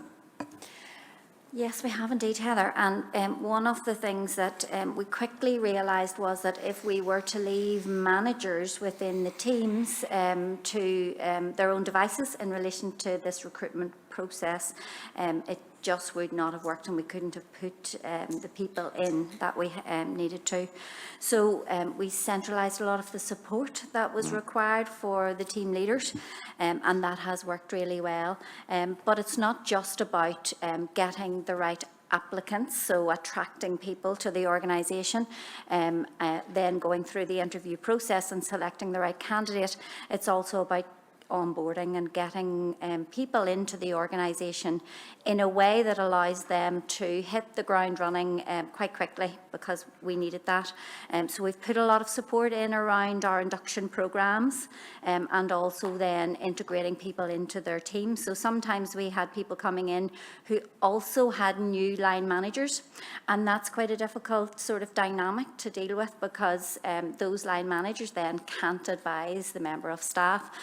So we had to put a lot of support and help in and around that. And we also then have a really good learning and development offer for our staff as well. So it's that kind of integrated approach that we had to take because of the numbers. Thank you. Ruth? Just a quick point on the spending round. I was pleased to see the FSA had a reasonable settlement. I know there's quite a lot of attention around funding for local governments and particular education and social care. Are we aware whether there's been any additional recognition within that settlement for the areas that we're interested in around food and food safety? Whether Chris can answer that question. Yeah, no, thank you, Ruth. As board members are aware, it's one of the few things that Treasury do insist on in a return. So we mentioned, I think, in relation to the allergens discussion earlier, and we were very clear to Treasury in terms of our return that there would be an impact there. I think obviously it becomes more difficult exactly quantifying some of these new areas, but we'll certainly confirm, you know, the amounts that are, have been bid for there. I had one other question, which I'm going to direct to you, but I know you're going to pass it to Colin, which is, we've now seen over the last 18 months a steady improvement, what I would call an improvement, in the willingness of the courts to take action and impose significant fines in relation to breaches of animal welfare or official controls in slaughterhouses and abattoirs. Are you hearing any anecdotal evidence from that sector that the behaviour of the court is having an impact on some of those people who might need persuading a bit more to do the right thing more consistently? I think certainly the increase in sentencing and the penalties has certainly had an impact, and certainly talked about informally in the industry. Absolutely. Good. It gets a lot of newspaper coverage, that's for sure. Nothing else? In that case, we shall move on, and Philip Randalls is going to join us to give us our annual report on incidents and resilience. Philip, very nice to have you here. Thank you for coming. I shall hand over to you. So, Chair, I shall... Colin, I'm sorry. Sorry, Philip, no, Colin wants to steal some of your thunder. No, absolutely. We're just going to let him do it. Just say good morning. Philip will, of course, answer the difficult questions. So, it doesn't seem like a year since the last annual incidents update, but it is, and it's been a relatively busy year. Just a number of things to draw to your attention at the outset. In terms of the level of activity, the number of notifications to the agency, roughly similar as those last year. Number of issues, alerts issued by the agency is up, and that's interesting, possibly due to the increased profile and reporting of incidents involving allergens. Allergens account for 2/3 of the alerts issued by the agency. Another point to draw to your attention is that since the last update, the Efficacy of Recalls project has concluded. In March, we issued the food traceability withdrawals and recalls guidance that has been well received. There's also a shortened version of that for small businesses. That was a 4-country approach, including FSS, and includes within it advice around root cause analysis. And that is now starting to come through with increased uptake in the levels of incidents and firms responding to the root cause analysis template, which is great. A third area to bring to your attention is the EU exit preparations. We were ready in the spring. Obviously, that was stood down in terms of the emergency response, but the business as usual response, the increased stakeholder engagement, the receipt and management team, they have now been able to bed in better over that period, so that's been helpful. We will be standing up, we have stood up our incident management plan from the beginning of September. We will be moving to shift working from the beginning of October, and then over 7 days from the 21st of October, ahead of the 31st of October. Another point to draw out is the importance of collaboration with industry and local authorities to assure effective incident management, for early sharing of information, and timely and proportionate interventions are very important in terms of incident management. And we have established the Food Industry Liaison Group, and that's helping us work very effectively with trade associations and food businesses. And just in terms of the stats within the paper, I mentioned the number of notifications being broadly similar. We are now looking at drilling down underneath that to try and understand, although the numbers might be the same, what are the underlying trends within that? And that's something we've been working and talking to our colleagues in science and research in CERD as to how we'll take that forward to understand the underlying trends beneath the headline figures. So that was all I wanted to say by way of introduction, Heather. Thank you very much. I think I've got this right. Have you got any easy questions for Colin or difficult questions for Philip? That's it. Dave. Thank you for the report, and thank you for the update. I guess whilst this, particularly the efficacy project, has been rolling on, I've been particularly focused on the prevention of recalls, because then, of course, there's no risk to any individuals if no recalls happen. You talk in 4.2 about your root cause analysis tool. Can you just give us a flavour of the incidents which have happened whilst that tool's been available? How many businesses have used that tool? How many businesses have used the report form to give us the information, because it feels like you can use the tool but then not necessarily use the report form, and how much we have learnt and been able to share with other manufacturers to prevent future incidents occurring? Okay, so at a high level, we give you a flavour of that at figure 3 in the report, which is the response to allergy alerts in 18-19. And that resulted in a response rate of around 70%, if my eyesight can pick that up. And that was just the incidents for England. It didn't cover Northern Ireland and Wales. When you take out the fact that we now are getting the response across the 3 countries, we're getting something like a 90% response to the root cause analysis template. What we need to do is to understand better the details that are flowing from that. But what we've tried to demonstrate in this fishbone diagram is the different causes of the incidents. So allowing us then to go back and have those conversations at the liaison group as to what needs to be addressed and what is the most prevalent cause of incidents. Philip, I don't know if you want to add something more to that. Absolutely endorse what you've just said, Colin. One of the key things I think we've started to achieve through the sort of new work that we've done with root cause is about consistency of response. So yes, we're getting about a 90% return. Prior to the issue of the e-learning programme that we've put together, we were seeing similar response, but very much, shall we say, invariable in terms of quality. So we're now beginning to actually understand root cause. Industry are getting a better understanding. Still got some way to go, because different situations can be interpreted by different people in different ways. So there's a role for my officers in terms of the support of that root cause analysis when it's actually conducted. So what about the non-allergy alerts?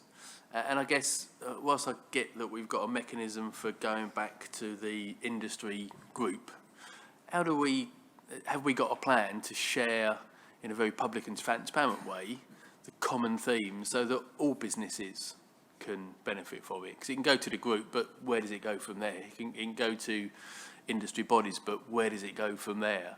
And we've got hundreds of food businesses in the UK, and they could all benefit from understanding the key themes, the key weak points that have been assessed, because every recall is a failure that can be avoided. Absolutely agree with where you're coming from there. Just to give you a flavour, we've obviously decided in this particular paper to focus on allergens and the response that we've got from allergen alerts. Behind that, all of our notifications for allergens and all our notifications for microbiological contamination are currently being root caused as well. So we're in the situation where we're creating a load of data which we can now analyse and start looking for trends, as we've just said. In terms of the outputs from these, I think there are many outputs for the sake of incident prevention. The most obvious is looking at the allergen chart, is saying where are the causes, what mitigating actions can be taken against those. And there may be mitigating actions by the FSA, maybe mitigating actions by industry. So there's work to progress those to make sure that they come to a useful conclusion.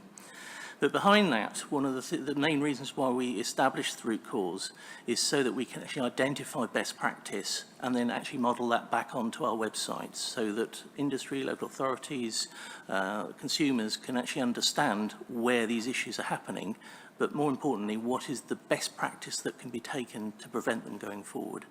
So those are just two of the main sort of outputs that we're seeing from this work. I will say we haven't fully rolled out root cause to all areas of incidents at the moment. We've obviously gone for those incidents which are more serious and are more likely to affect public health, i.e. microbiological contamination, allergens, and a few other areas. But we hope to have completed the whole rollout by the end of this year. Is that enough of an answer? Yes. Mary? Just as a comment that I passed this tool on to our quality team in our business, and they got very excited about it. It's a bit sad, really. But you know, following on from what Dave is saying, I think it's worth. It's not that we're dealing with a product recall. It's just when we're dealing with our normal non-conformance processes, it's really helpful to have some of these formal tools. And I'm just wondering, as a little business, you know, whether there's methods of communication with little businesses that can share some of these cool tools. Rebecca, the update to Safer Food, Better Business, would there be a link in that or a place in that just to make a connection into the tool? I'm not sure, but I was just reflecting on that. So we will. So Safer Food, Better Business is in the final stages of its revision for publication. But so there is the opportunity just to check back that we've made those links, and we'll do so. Ruth. Thank you very much for the update. I just wanted to clarify the data in Figure 6. It talks about the change in pesticides as an issue. And I note the comment that it's possibly due to improvements in reporting and not necessarily a deterioration in this area. But it is quite a jump, more than the other categories that have increased. And I just wondered what the backstory might be to this and why you think it is better reporting. Have we done something to encourage it? Thank you for that question, Ruth. In terms of pesticides, it's an area that we have monitored for many times in the past. More recently, we've recognised that we haven't actually focused upon it as a series of incidents. So we have actually changed how we report through to the incidents team. It's not necessarily reflective of change in the landscape of pesticides issues. It's more a reflection that we're bringing them together and trending them to try and understand a bigger picture that maybe we've not seen before. So that's the reason why that's moved. On that basis then, are there issues that we need to sort of proactively start to consider coming from the fact that you're now aggregating the data in a different way? What's it telling you? I mean, in some ways it's a little early to actually give you a full answer to that. In other ways, we've not really noticed anything that's out of the ordinary, any particular trends that we should be worried about at this particular stage. But bearing in mind there are so many indicators there, it's worth us looking into the future to see what might be down the road, so to speak. I think it's part of the wider picture of looking at the underlying trends and knowing what's behind the high-level data. Perhaps you could explain, because the board gets this report annually, which is absolutely the right thing to do, but what might happen when how does the flow happen from the incidents team doing that analysis into risk assessment, risk management, other colleagues actually deciding to act on it? And Guy might want to come in on something similar. You had a question, didn't you?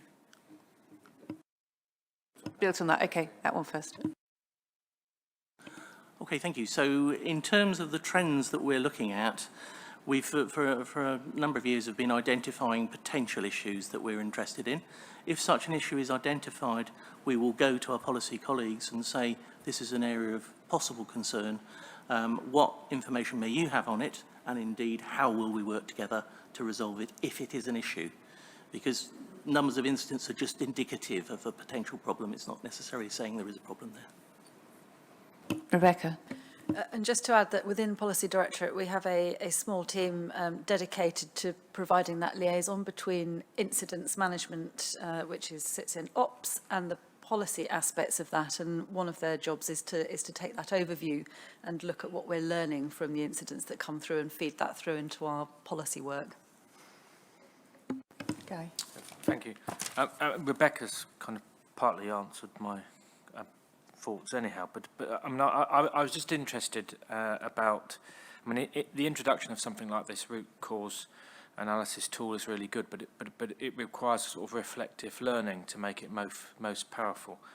And so, Dave asked the questions in terms of, how business might find that useful and how to use it, and then obviously from the FSA's point of view in terms of how the FSA might use it, or whether there needs to be policy changes in conjunction with business changes to kind of be most and more powerful. And then finally, in terms of the ability to use it to pick up changes in trends or serious movements in patterns, and how we might potentially have trigger values or something in it, so that rather than it being something which is kind of slightly notified, it triggers a little bit more analysis. And I know in a previous board meeting there was discussion about triggering more causal analysis of something when a shift occurred by more than 5 or 10% or something like that. So I just wondered in terms of where it was fitting in to enable it to become most powerful in that reflective learning. And on top of that, it has the potential to be very important as we enter a time in which, post-October the 31st, everyone's going to be looking at incidents and having their own views on what's causing it, and therefore having a good idea of what's been going on for the last few years, what we're doing and how we're having trigger values moving forward will be very powerful in that discourse. Julie, do you want to come in before we hear from Colin on that? Is it an add-on? Yes, I was just wanted to make the connection to the point I made earlier, that on one level the incidence data and the root cause analysis is just another data set, so it is just another piece of surveillance that is maybe giving us some indicators as to what's going on out there. And whilst we've got the data flowing through, and we've got some connections already made as described to policy. I think that, again, as well as learning, the next level may be to link the data together with other data sets that paint a bigger, richer picture. So that's, again, that's that direction of travel where we're heading. But that wouldn't stop us making progress in this particular area. We need to continue to do that. Thank you, Colin. Yeah, and I build on what Julie and Guy have said. That's really a journey that we're on. We're at first base in that we've got the root cause analysis tool out there. It's not being used. We've got retailers bought into encouraging their suppliers to use it so that we'll get good uptake. So we'll then have the data, but we then need to take it the next stage, which is how does it impact on what we do and what the conversations we have in terms of the reflective learning or in terms of what triggers for further action.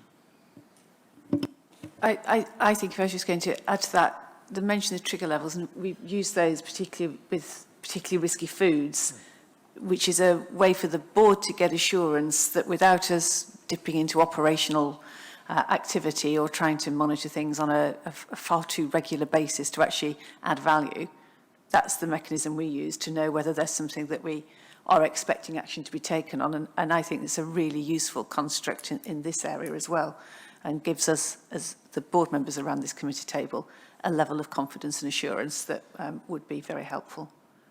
Dave? I suppose I just want to come back on this information, particularly around, for now, on the allergens, that I'm sitting here, despite, I appreciate we're very early stages and this plan can develop, but I guess we'll just really encourage us to be really proactive with this information, because it is incredibly powerful. Most businesses only have, fortunately, 1 or 2 alerts, and therefore they don't have mass opportunity for learning. We do.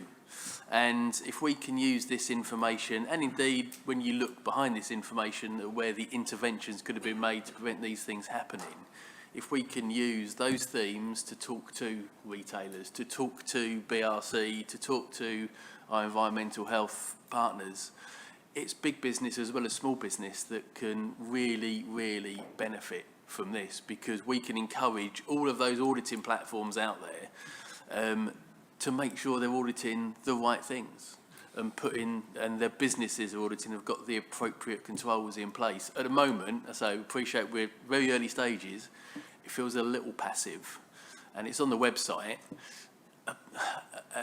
Are people really going to go hunting for it? If we put it in our safe food practices, are those bigger businesses really the target market for that? I suspect they might not read it as diligently as environmental health officers and smaller businesses. And it's just, don't underestimate the power of what you've got here, and really use it as proactively and positively as you can to help all of our partners help us make a difference. Yeah, no, I agree with that. I think absolutely we need to use this and we need to publicise it. We also, I think, need to reflect it back, and I've been having conversations with Rebecca because it also informs the wider allergen programme. Yeah. Those conversations are also being had. Ruth? Well, just to emphasise, and to support David's comments, but also whilst we want to aggregate up, we might say, well, the more of these incidents, therefore there must be a problem, is important. It's also critically important that each individual root cause analysis will have insights that might actually be the key to a problem. Yeah. So it's just making sure we've got a real focus on the individual situation and not just rely on acting on the ones when we've had 20 of those cases. It's a bit linked to the conversation about near misses. You know, one near miss might give you a real clue as to what needs to be looked at next. So just to emphasise, both of those need attention. It's the aggregate up and link, yes, very important, but also not to miss the learning opportunities. And also, certainly from a patient safety perspective, human factors are increasingly recognised as critical in the analysis of root cause analysis, and the same, I suspect, would apply in food safety too. Anything else for Philip or Colin on this? Philip, I think I asked you last year whether you were confident you had the resources, the capacity and the capability that you need to address the demand there is, particularly on incident management, in which I think I'd speak for the board and the whole committee, that we have immense confidence in the way in which incidents are managed in the FSA. But this is your chance to let us know if you have a concern on the resources front. Okay, thank you for that. I mean, in terms of where we sit at the moment, looking at October 31st, as opposed to March the 31st, the procedures and the processes that we put in place are exactly the same. They are better, though, because we've had longer period through the summer to be able to operate them as business as usual procedures. And that has helped embed the learnings and the understanding deeply within the teams across the whole of the FSA. In terms of resourcing, both within the IRU and across the agency, I believe we're in a position as best we can be at the moment. I don't see any major gaps in resourcing. The biggest issue, as I'm sure we're aware, is uncertainty going forward. We don't know really where we're going to go. But at this particular point in time, I'm comfortable with where we are. Thank you very much. Well, I think you have the support of the board for the work that's been done and the analysis you provided.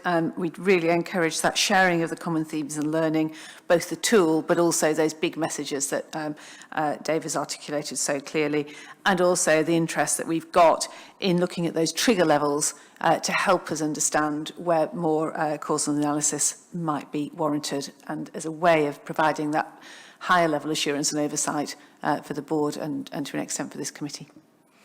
Thank you very much. We're going to move on now to talk about local authority performance, and Michael Jackson's joining us. Now, Maria, are you going to start, or is Michael going to start?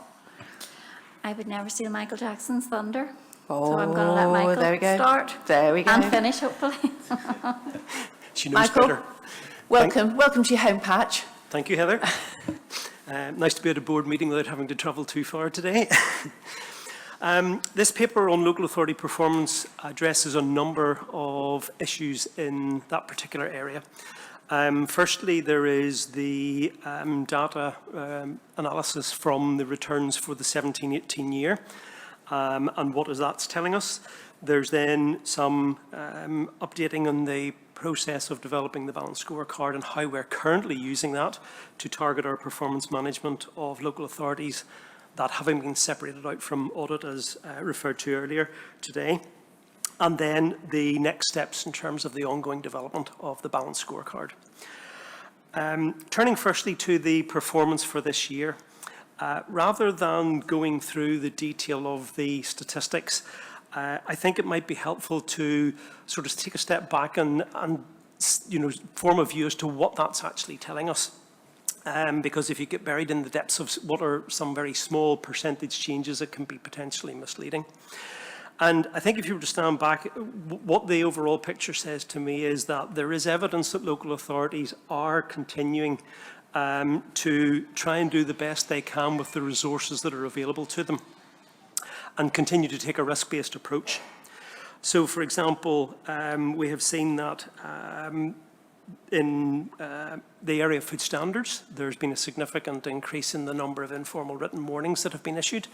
And we know from intelligence that that is in the space of allergen management and driving standards within businesses in relation to that particular priority. We can see another example in terms of Wales, where at face value it looks like less interventions are being carried out, but we know there that a more proactive approach has been taken to robust enforcement, ultimately ensuring that food business operators do stand up to their responsibilities and drive levels of compliance. So in the round, we can see that things are moving in the right direction. And on the food hygiene front, that is again shown by the increase in the percentage of businesses that are at least broadly compliant.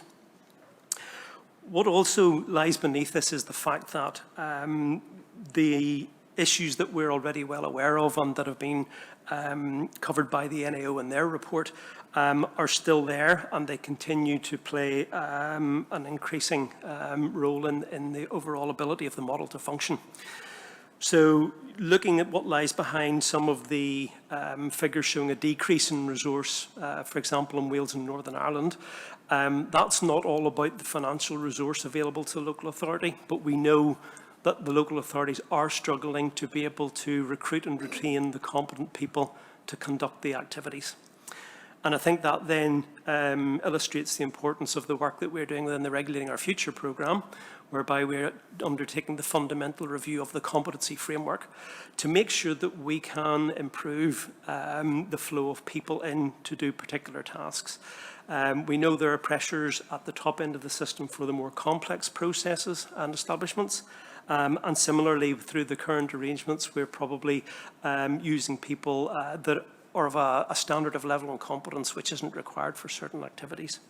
So we need to push on with that work.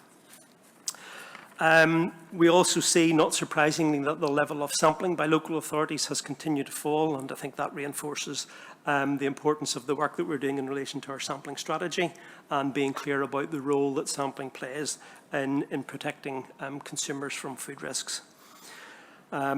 So that's as much as I'd like to say in relation to the returns for this year.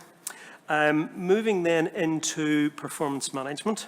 You will be aware that we have developed the new digital reporting tool, the Balanced Scorecard, and we are now using that with both the 17-18 data and the 18-19 data to be able to identify those local authorities where we see the greatest issues of concern and to put in place our performance management programme. Through the Balanced Scorecard, we also have the ability to have a much better visualisation of what the picture looks like against certain performance indicators. And we thought it would be helpful in this paper just to include a few by way of example so that you can see what the patterns are looking like in this regard. The key steps as we move forward are to build the data that's within the Balanced Scorecard. The next area that we want to build into it is around the food hygiene ratings, a data set which is obviously much more readily available on a not quite real-time basis, but much more up-to-date than the LAMES data, which only operates on a once-per-year basis. And we intend to develop key performance indicators around the FHRS data. Within the paper, we've referred to engaging with local authorities around the development of new key performance indicators, both FHRS and for other data that we bring into the model. And I would just like to be clear that in relation to that, what we will be doing is consulting local authorities on the KPIs and the levels that we're proposing to set. Firstly, to raise awareness and make them aware of how we will monitor performance and manage that in future, but also to make sure there are no unintended consequences of the KPIs that we're setting that could drive perverse behaviour. So that's a very quick whirl around the key elements of the paper, and I'm happy to take questions. Thank you, Michael. Perhaps we might ask questions first about the analysis of the LAMES returns and that data, and then we'll come on to the performance management issues later. Is that okay? So are there any questions in terms of what is reported in this paper about local authority performance for the last year, for 2018-19? Ruth. Thank you. And thank you for the background to the report. I noticed some of the data, marginal changes in percentages and so on, but I know talking to colleagues and advisory committee members, there is a concern that even where resources have been maintained, that recruitment and retention is quite an issue, and you referred to that, and it's patchy in different places for different reasons. I suppose my question around that is, it's not our responsibility as the FSA to look at the whole workforce chain. We can talk about roles and as part of the ROF programme, but have we got a bigger picture around what is happening to the overall level of training for these posts? Where in the pipeline should we raise, if you like, a concern? You know, what's driving some of this? And I know you may not be able to answer it today, and I know in Wales there's some follow-up work with the local authorities to get behind, you know, exactly what is happening in that regard. So whilst there are some possible solutions in changes of roles, it's also helpful to get a sense of, is the training development pipeline in some way in need of attention as well. The only other question I had around the LAMES report is, this year's a transition year. Am I right in thinking that come April 20, that the Leams report gets switched off because the balanced scorecard will then be live? I mean, how long are we in transition, I suppose was my question. Thank you. Okay, thanks, Ruth. On your first point, in relation to the pipeline, there are fundamental issues with that. When you look at the professions that currently play the major roles within the local authority delivery landscape. So, for example, the ability to train environmental health officers and trading standards officers, and for them to get the necessary practical experience to complement the academic studies that they undertake, that remains an ongoing problem. And part of the problem there is back again to local authority resources, because they haven't got the funding, they can't pay for staff to be trained and devote resource to that. If you then link that back to the work that we're doing in the competency framework, one of the fundamental principles that lies behind that is that the flow at the moment is constrained by the fact that our competency and our professional qualifications are all wrapped in together. So by being clear on the competencies for any given official control activity, this will broaden the eligibility of people who could come in to perform certain tasks. We would no longer be as rigidly dependent on those within the environmental health and the trading standards profession. And that could be people with a lower level qualification for less complex activities. It could be people with a food science background, technology background for more complex. So our role in that sort of overall pipeline is to make sure that we're getting the competencies correctly specified, and that the competencies and the qualifications we specify are not a barrier to the flow of people into the model. In relation then to LAMES, LAMES doesn't get switched off because we're still fundamentally dependent on that as the data flow, the mechanism by which we capture the information. What changes fundamentally next year is how we report performance having gathered the data through LAMES. So what you have this year is still very much the traditional key performance indicators that we have used. As we build that and develop, that's what will look different next year, but we can't move away from LAMES as the route to obtaining the data in the short term. So just on the second point, but I'm assuming there won't be a LAMES annual report next time. It will be part. I just want to understand, that are we going to run the two reporting systems separately, or will it just now be encompassed in a new style balanced scorecard? And I'll come back to the workforce. So what we have yet to make a decision on is around the future of the LAMES data in the context of those being official statistics. So at the moment they have that status, and they're published in according to certain criteria and timeline. We need to think it forward what the merits are of continuing with that data as official statistics, and then that will inform what in totality gets produced next year. Just on that there, I think the board could help with some direction on this, because we have already signalled that what we want to see is a balanced scorecard approach to reporting, and if the LAMES data as official statistics has little utility for us, and that's what's led us to go down the other route, then we really wouldn't want to see a complicated external picture of a set of material being published as official statistics that we spend most of our time explaining it's not quite like that.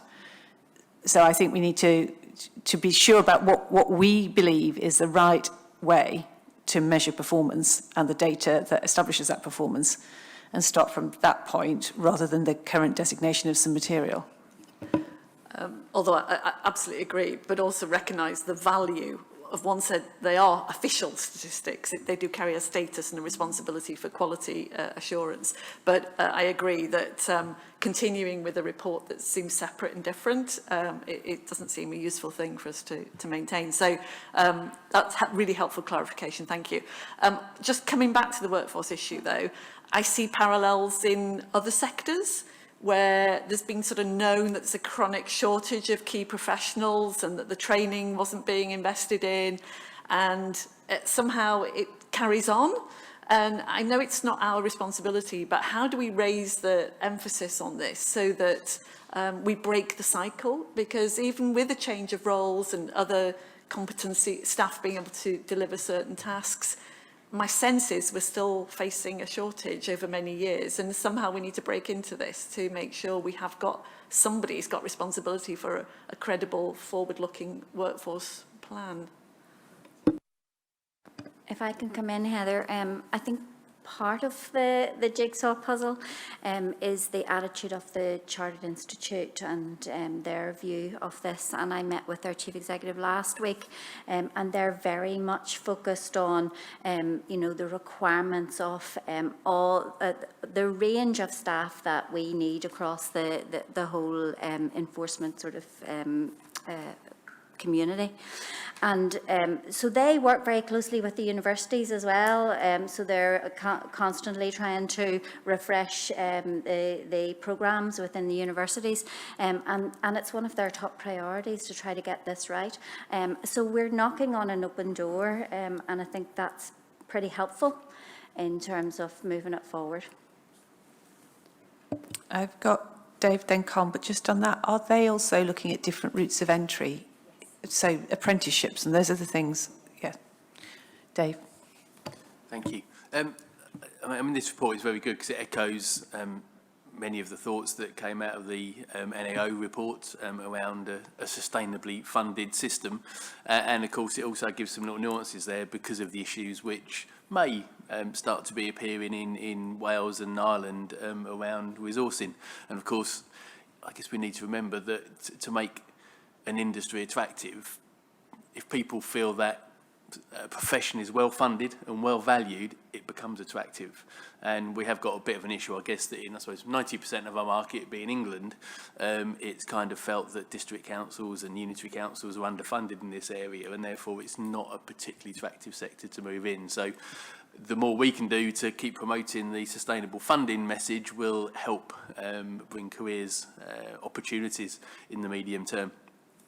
One question though as well, what triggers a enforcement action hygiene written warning? Because we've got 90% of businesses at 3 and above, but 25%, actually 27% of businesses have received a written warning. And I should probably know the answer to this question after 3 years on the board, so I'm exposing my ignorance very publicly here. I'd have thought people who are getting 3s and above wouldn't be getting written warnings, but clearly they are. Okay, I could probably take about an hour to explain this, Dave, but I'll try and do it as quickly as possible. Your thinking is correct, that where a business is compliant, they're unlikely to get a written warning.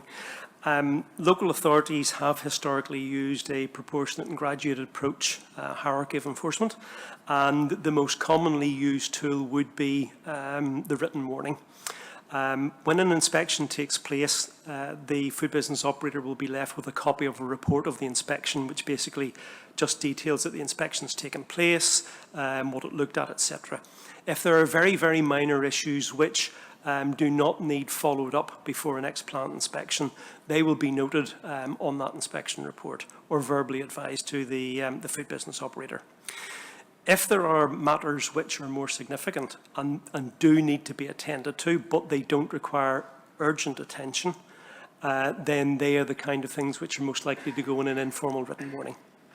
And in an informal written warning, again, depending on the nature of those non-compliances, the local authority may revisit in advance of the next plant inspection, or if they're relatively minor and they're comfortable that they don't present a significant risk to consumers, then they will follow that up at the time of the next inspection. Does each written warning count? Are these all individual businesses that we're talking about, or can it be several to the same business? No. Right. Following a planned intervention, say it's an inspection, there will be one written warning that would cover all contraventions. We don't count up the number of contraventions within a written warning, so there could be one item for attention, there could be 20 items. So given that a written warning covers all of those 3 areas, would it be helpful to understand, to graduate our written warnings reporting? Because even though we've had more written warnings, they could all be very, very minor written warnings because businesses are getting better. And therefore, those urgent written warnings, if you like, or the formal written warnings are reducing in number, but the informal ones might be going up, and it doesn't correlate. How you can have that many written warnings when you've got such a high level of 3s and above. So there's some devil in that detail on those written warnings that might be helpful. Yeah, I think what you have to recognise there, Dave, is that 3 is broad compliance. 3 does not mean that there are not contraventions in law. And local authorities will, in the discharge of their responsibilities, bring to the attention of the food business any matters which do need to be addressed. So you would, in due course, the greater the profile of compliance improves, you would expect to see the use and the number go down. But similarly, as you start dealing with lower level infringements and businesses who clearly have demonstrated a willingness to comply through informal approaches, the informal written warning will continue to be of value. I'm not sure that it would be helpful to try and differentiate within the different types of written warning. That would be extremely laborious. It would be, the burden that it would put on local authorities would be disproportionate. And fundamentally, I'm not sure that it would really add an awful lot to the process. Colin.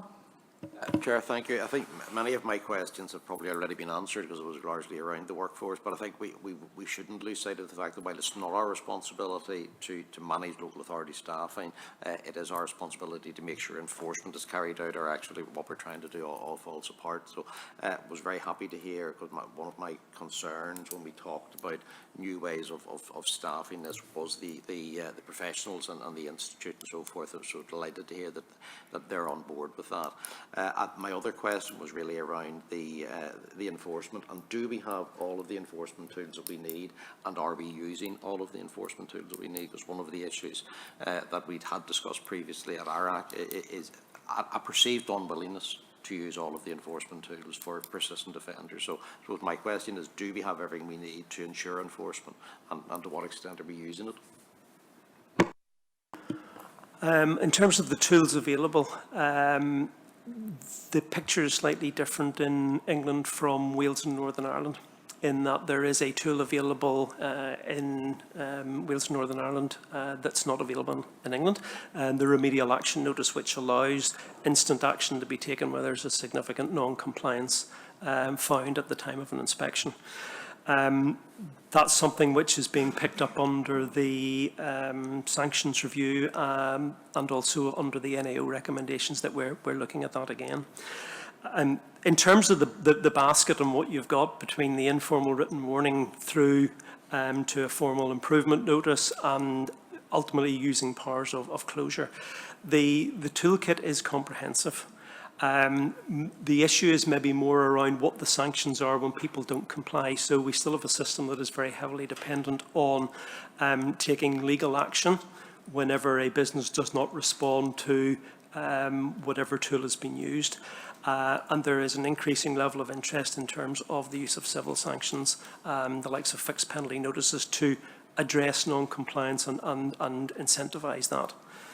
So the toolkit is fine. The issue is maybe slightly more around the sanctions. The data from this year does show that local authorities are still prepared to use the formal routes as and when required. Going back to an example there around Wales, where we've seen a significant use of the hygiene improvement notice. So clearly there, where businesses are not responding to an informal approach, they're ratcheting up and taking that to the next level. So the tools are there.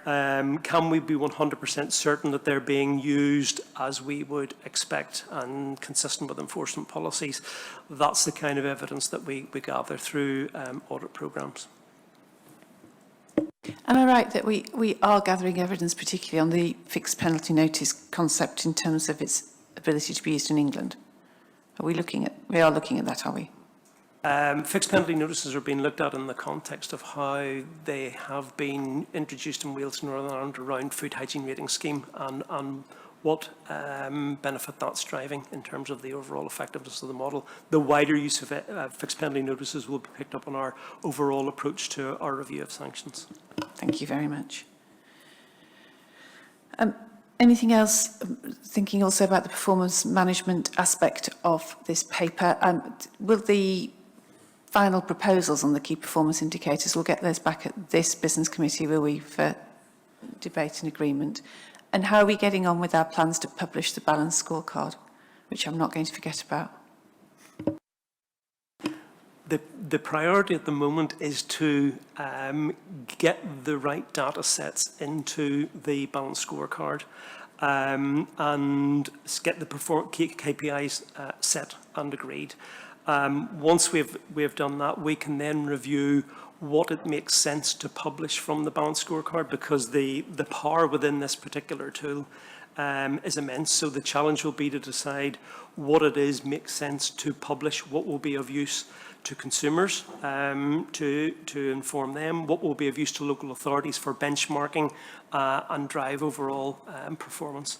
So the short answer is we are still some way from being in a position to publish the data, but again, moving from the LAMES report to a totally new approach, we need to figure out what the right information is to present from the balanced scorecard. I mean, this is something that we're really bothered about getting out in the public domain because, as we've said before, we're really good at publishing industry's data, and we're not quite so good at publishing data about the public service part of this. So, and I know you want to work, I know you're working on it. I guess my plea is that we don't make this too linear, that we don't talk about the KPIs and then talk about which of the KPIs we might publish and then work out whether we've actually got the data to make that work. I think we'd like to bring that to a conclusion, even if it's a partial set. The sooner we start to get information out in the public domain, the better, Maria. I think, Heather, it's we're absolutely bought into that in the team. It's just that we want to bring a meaningful report to you, and it is a complex picture. So we don't want to align the local authorities in relation to one specific aspect of their work. Obviously, we want to be able to show the nuances and the good the picture of best practice, picture of poor practice across the whole range of activities, and you know, we need to get that right for the board. Ruth. On that basis, and in line with our commitment to openness and transparency, is the starting point that the whole data set is available? And that even trying to work with a subset is going to end up with that exact problem, which is you can't interpret it because you haven't got the other data to help you analyse it. So I just wonder whether we'd be better off going for the whole lot. Julie. Thank you, Ruth. That was exactly what I was going to say. Some of my challenge when looking at previous incarnations of the balanced scorecard was where we had already started to interpret and judge, and whether or not the actual raw data could speak for itself. It may need to have a lot of metadata or health warnings wrapped around it, but there may actually be advantage in publishing the data as raw data. So maybe we can have that conversation offline, but yes, I agree with Ruth. I think that may be a good way to do it. Yeah. Michael? And just to remind the board, in terms of the data that we are currently using, all of the LAMES data for individual local authorities is published. The FHRS data, which we intend to bring in to the BSE, again, is open data. So it is there for people to work with, to interrogate, to make judgments around performance. So we're not hiding any of the data that we're currently using.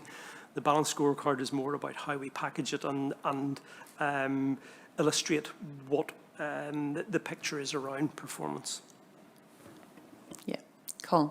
A very quick question, Chair, is just when can we expect to see the balanced scorecard completed and reported?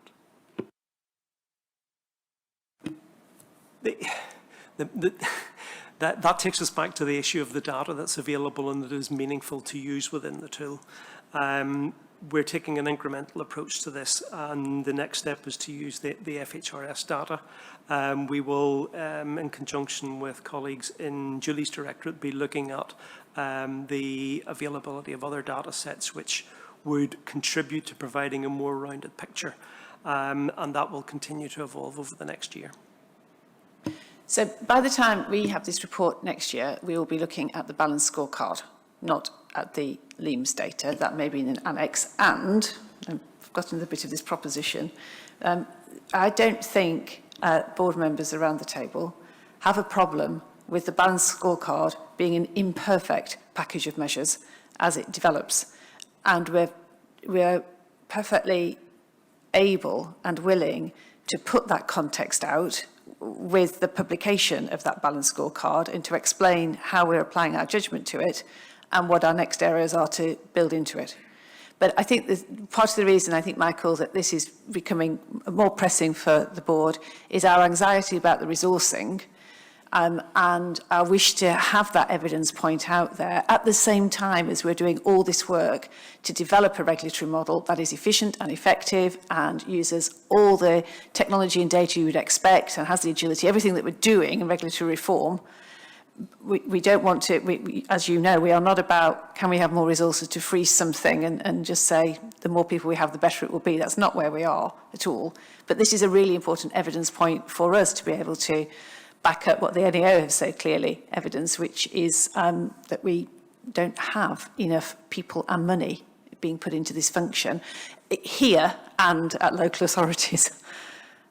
So I'm sorry we sound like we're putting a lot of pressure on you. We're just very enthusiastic to get the evidence and data out there, even if it's imperfect, or not imperfect, but not complete. Which, are you happy with how I've just positioned that? Yeah.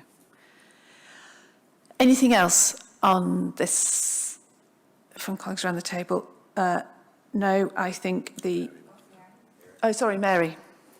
So I'm not quite sure if this fits here, but there's a comment in the local authority performance report about due to change about saying it's not possible to report on the performance of port health authorities, and I completely understand the issue, but actually given the importance of this function in particular going forward, I feel we ought to develop some kind of a metric to understand what's going on and to see, again, to have they got enough resources to do it? Are they, you know, whether it's almost sort of behavioural stuff, do they feel they're doing enough? Whatever it is, something or other, rather than just saying it's too difficult, we can't measure it. We'll add that to the list. Is that all right? No, it's already on the list.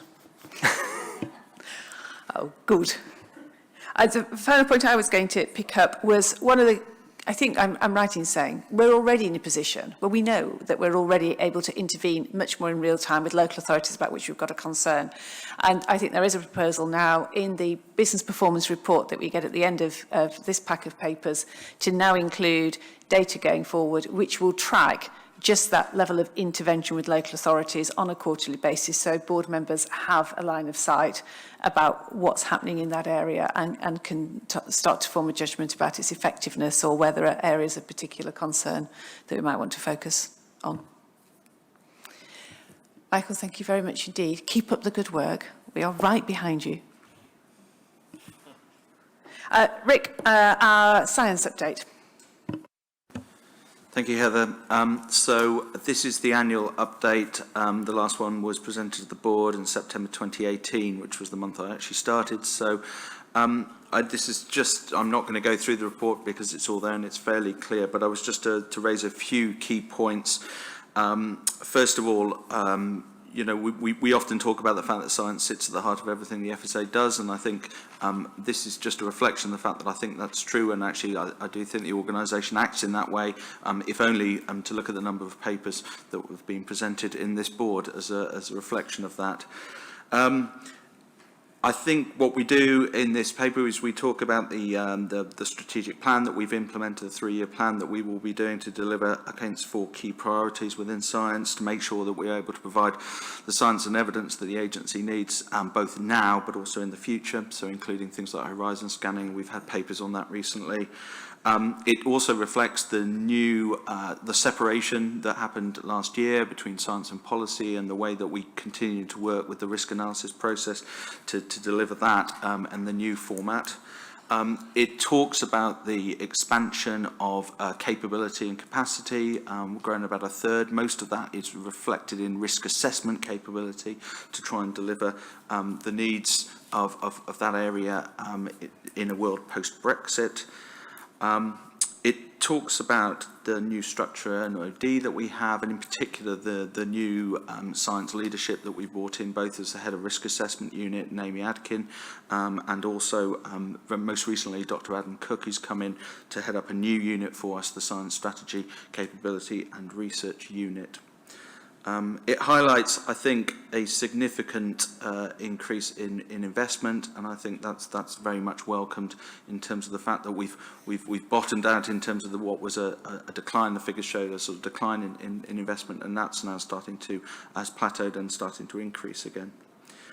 Final 2 points were one around, in particular, about the increasing amount of work we're doing on partnerships, external partnerships, and I think the Strategic Priorities Fund on sort of the food systems approach to healthy people and healthy planet, which has just been announced, is a really, really good example of cross departmental working and the way that the roles of the chief scientists have in terms of driving things forward for the good of government departments. And then finally, just to one of the common themes at board is around science assurance, and a lot of work has gone on in that area and will continue to go on. And I think the real highlight I would pull out there is the science advisory committees and the fact that we committed to growing the capability there. We aimed for 40 new members. We've got 35. They've now inducted and are up and running. I think that's a real success, and thank the team for the work they did on implementing that. Happy for any questions. Questions? I just want to say this is exactly the kind of report that I think we would have been seeking for at this stage in the year at the Business Committee about progress on science and future priorities. In earlier years, we ended up getting a report which just asked us to sort of pre-commit funding for future years, which wasn't really what the Business Committee wanted to look at. So thank you very much for this really clear structure. Stuart. Very straightforward question. Looking at the spend on the SACs, and it is mentioned in the text, I understand, but the COT, the FSA support for COT, the Committee on Toxicity of Chemicals, etc., that's massively larger than any other committee. And is that going to be ongoing, or is that just the increased number of risk assessments following repatriation from the EU? I think we will have an increased level of expenditure, and part of that is the increased number of members as well. So you will see that increase because again, a lot of this is indirect cost, but also the separate working groups that will be funded to paying time for that. Part of the thing that also thrown there is that as part of the recruitment as well, we did also reassess and approve an increase in the day rates that we paid for scientific experts. And that committee is significantly larger than any other, or has more working groups than any other, is that right? I think it probably reflects the amount of work going on in that area. Okay, that's fine. Thank you. Thank you. Again, just one short, I really welcome the report, and I completely echo what Heather has said about it. Delighted to see the reinvestment in science, if you will, up from 10 million previous year. Is any of that EU exit related, or is it all sort of core? So it was my concern around that is that if it is EU exit related, it wouldn't necessarily be there going forward. So it's just clarification on that, right? So at the moment, I mean, in terms of, we do have money coming from EU exit in terms of some paying for some of the core staff, and as we move to that new phase, but the hope is that that would certainly be continued in the short term, and obviously try and continue that in the long term as well. Yeah, there is that element of increased investment in EU exit, in particular in the risk assessment area. Yeah, just to add to that, thanks. I mean, this is true of a number of parts of the business that we've increased capacity as a consequence of EU exit, but it's not a one-off. It's clear. It's been clear in all our conversations with our colleagues in the Treasury that this in reality has added to our baseline. Now, the Treasury will never commit more than a certain period ahead, and at the moment it's 1 year, but it's absolutely the case that we've said our baseline is therefore increased by this additional capacity. That's right, isn't it, Chris? Yeah, absolutely. Both those points are right. It's including the EU exit element, and you know, we've been given additional funding, certainly for this year, and then obviously as we roll out towards SR20, we'll be seeing more of the same. Thank you. Colin. Can I just take the opportunity to raise the 21st century abattoir? Because we're very excited about this. Sometimes ops maybe feels that science passes us by, but that's not the case. And Guy's been involved in that, and there's a workshops in early October. And I suppose it's a plug for the ops transformation program, which we hope that we will be able to align the program with this work. There are a number of feasibility studies that we're proposing, and we're going to bring that to the October retreat to give the board some early visibility on what we're planning. But I think it's a great opportunity for science to help to influence what we're doing in operations transformation.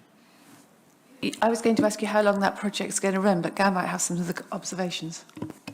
Yes, well it is very exciting, and going along with people who sort of put sensors onto Mars into an abattoir was quite an enlightening experience, actually.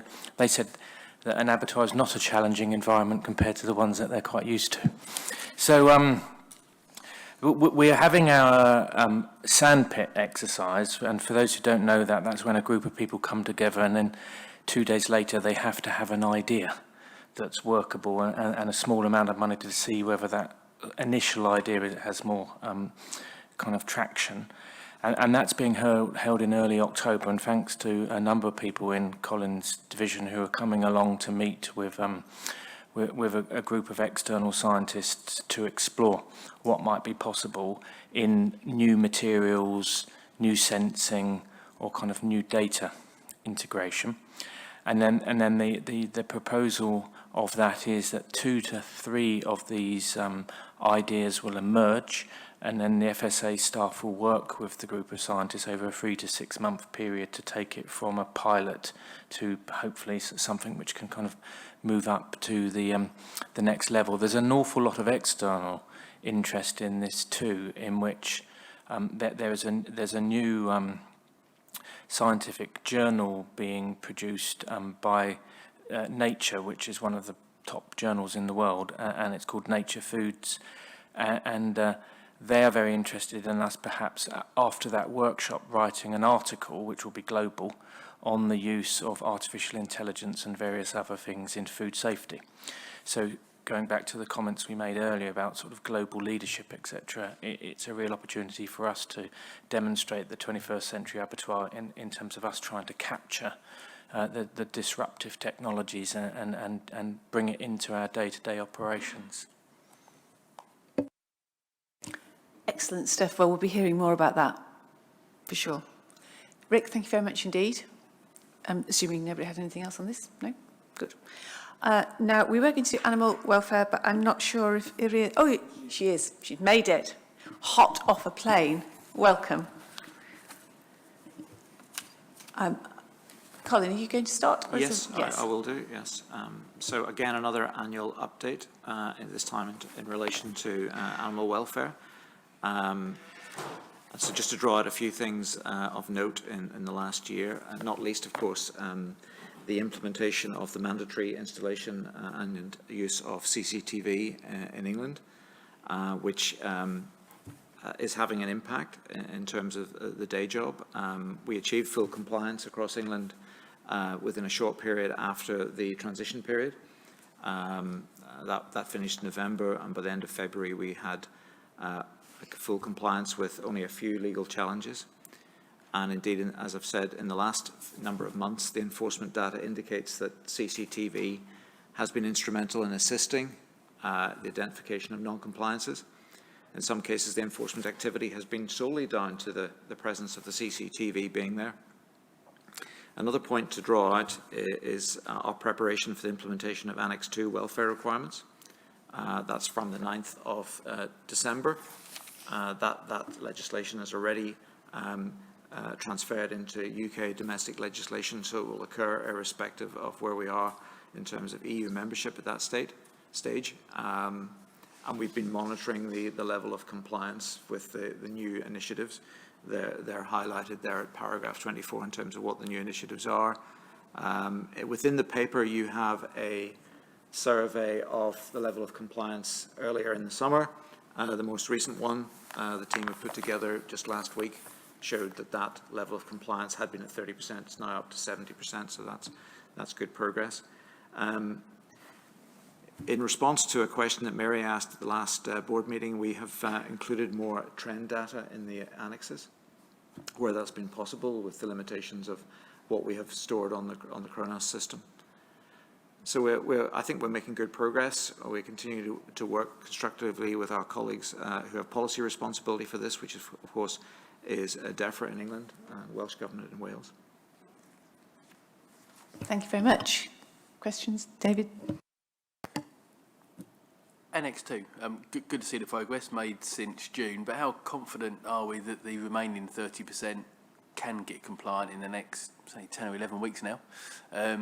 What sanction they might be exposing themselves to if they're unable to be compliant, and how supportive we should be or could be towards those smaller abattoirs that are struggling to fund the burden of electrical stunning equipment, taking into account they've had several years' notice of this coming down the line. Yes, a number of things there. So we will continue to survey, and we'll continue to have conversations with plants that are engaging. I think there are a number who are not engaging, but the bulk of them are engaging. And in terms of the enforcement will kick in from that date. There isn't a transition period as there was with CCTV. So although the legislation came in May, the transition period was through to 6-month period through to November, and then we started to enforce. That isn't the case with Annex 2, so we will start that enforcement activity from that point. Mary, is there anything you want to add?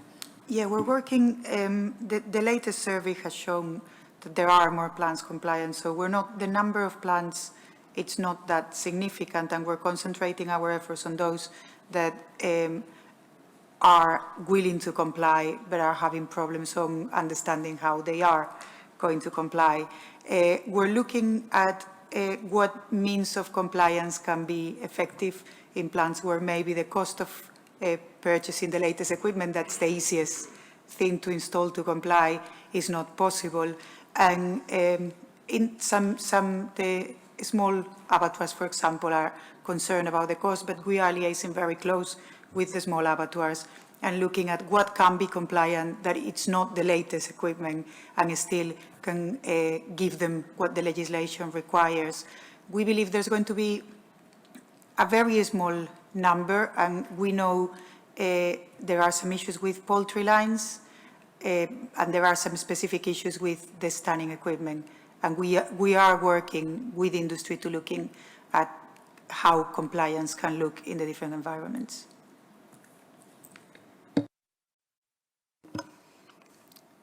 No? Anything else on this? Mary? I'm just wondering about looking at the stats on sheep and the number of the percentage that are slaughtered in a standard way and halal stun and halal non-stun.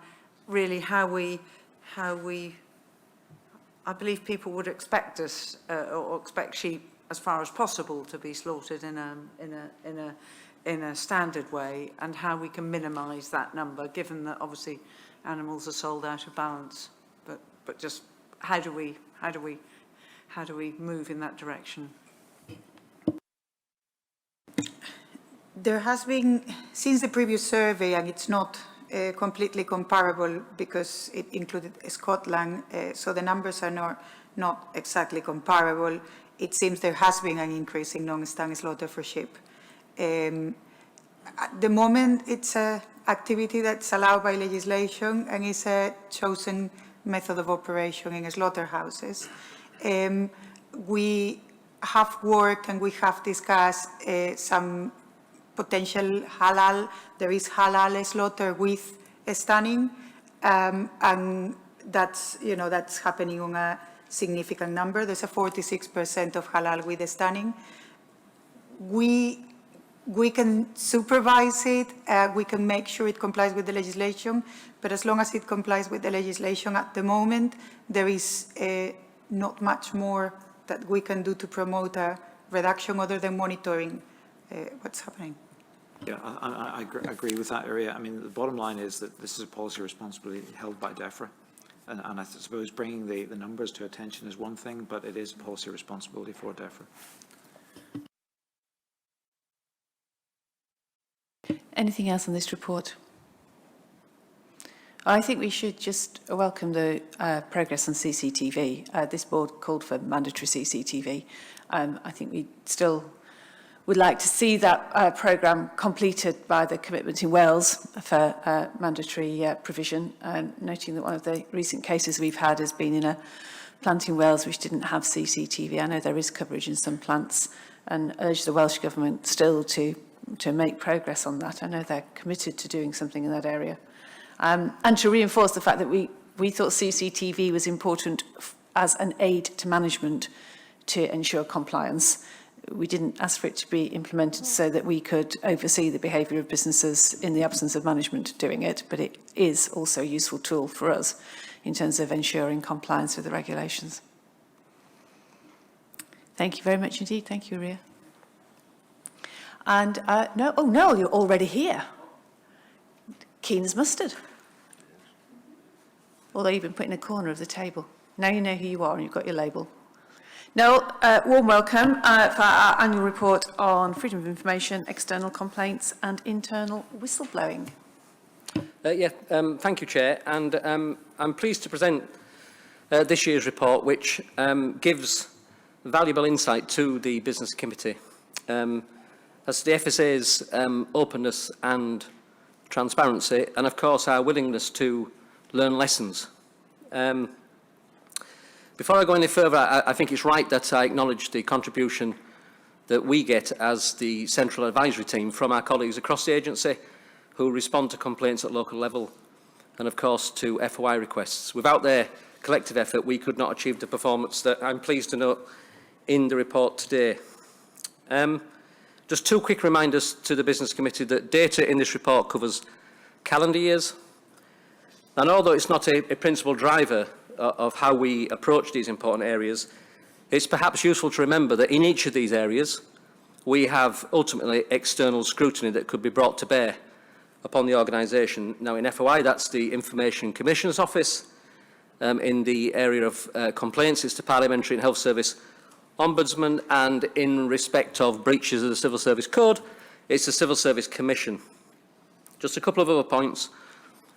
The report captures the fact that we saw a slight uplift in the number of FOI requests in 2018, and this was reflective of an increase across government, which across government was 7%. I want to emphasise the fact that we now have in place a reviewed process for both handling FOI and complaints within the agency, and the latter will be subject to an impact assessment or review in Q4 of this year. Within whistleblowing and raising a concern, our priority will remain building on confidence levels amongst staff in ensuring that when they come forward that they believe that they will be listened to and appropriate action will be taken. I'm pleased to report that year on year we returned a 5 percentile uplift in this area, which is no small achievement given the significance of the subject, but like all departments across government, we've further work to do in this area. And in fact, as we speak, the agency is running its annual awareness campaign in this area under the banner of Speak Up, and I want to acknowledge the contribution we've received from our communications colleagues in running that campaign. And finally, Chair, I just want to highlight the 3 priorities which I'm seeking the Business Committee's endorsement of, being subjecting the new complaints arrangements to a review, maintaining the performance that we see in respect of FOI responses, and as I say, building that confidence amongst staff in our arrangements around whistleblowing and raising our concern. And that's it from me. I'm happy to take questions. No, thank you very much indeed. Colm, I know that your committee looks particularly closely at this. Is there anything that your committee members would like to add or question?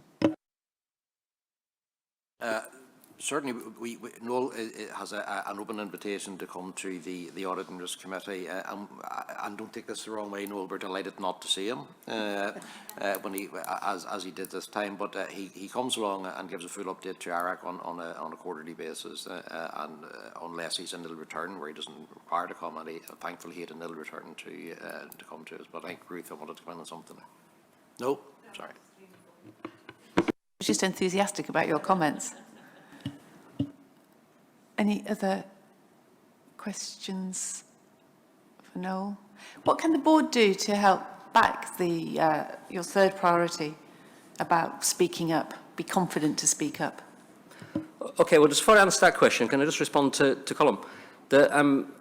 He's right that I don't appear at the Audit and Risk Committee that often, but when I do, it is for good reason. And I have to say that when I go out and speak to colleagues, that they're surprised and reassured that we have this machinery in this organisation that where we've got a concern of sufficient gravity, there are mechanisms like the Audit and Risk Committee, and when Nessa, as you know, Heather, I've reported to you, to ensure that appropriate governance is applied to these particular scenarios. In terms of what the board can do, well, I've said earlier that there's a Speak Up campaign this week, and of course that's not just a one-week effort, it's something which we should continue to implement all year round. So my request of the board is, as and when you engage with staff, in whatever fora that is, that you impress upon them that this is genuinely an organisation that supports Speak Up, that if you have a concern, there are plenty of avenues through which you can use to express that concern, that you will be heard and that we will get a response back to you. So that will be especially helpful. Thank you. Anything else that anybody wishes to raise with Noel? Rod?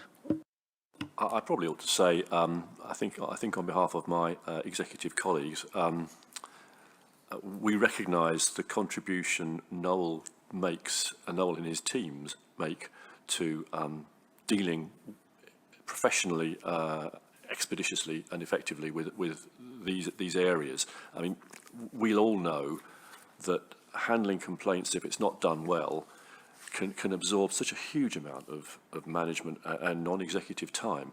And the fact that we take these things very seriously, and Noel makes sure that they're pursued with due expedition, but also very thoroughly, and does it very well with good judgment, I think is the key thing. He brings an awful lot of experience and judgment to the role, and probably spares us all a lot of what would otherwise be unnecessary effort. So I'd like to, on behalf of myself and my colleagues, say thanks for that.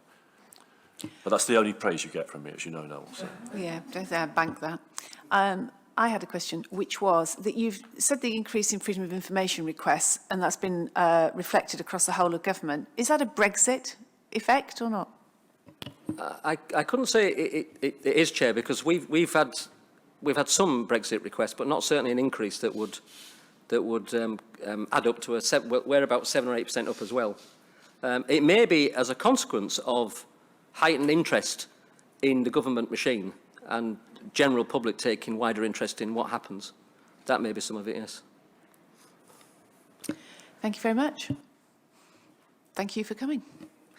Our final paper for this morning is the Quarterly Performance and Resources Report. Chris. Thank you, Chair.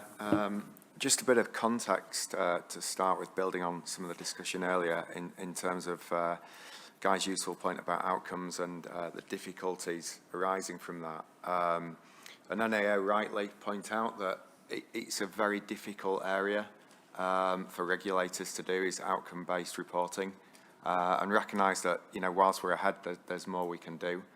Yeah, but we are ahead. We are ahead. We'll bank that one as well. Absolutely. So just in terms of just flagging use of the report, and what you'll see on the pages is where it is an outcome. In the case of Campylobacter, for example, there's obviously industry play the lead role. They're responsible for making sure that their food is safe. The regulator obviously has a role, and consumers. So we refer to an ambition rather than a target on those pages where we don't have full control. We have a leadership role, but it's not all within our gift. So I think that's just a really important, timely point to bring out. The other key point I was going to make is that obviously we've talked a lot about performance throughout the course of the meeting. You know, metrics on local authorities, Campylobacter, incidents, CCTV, FOIs, just to mention a few as we've gone through. So this is really just the headline metrics from the FSA, and most are outcome focused with all the difficulties that comes with. So Just in terms of a few things to pull out from the report itself, we've already heard that we're ready in terms of EU exit, which is our #1 priority. In terms of number 2, registering a food business, very, very pleasing to see the number of local authorities that have come into the pipeline for the rest of the year, being 127. In terms of page 9, we're in Northern Ireland, and Maria's already mentioned Menu Cal, and the good progress we've seen there with a 68% increase in users. And finally, we've already touched on resources, just to confirm that for this year we are on track to stay within all of Treasury limits. I'm happy to take any questions. No one's got any questions.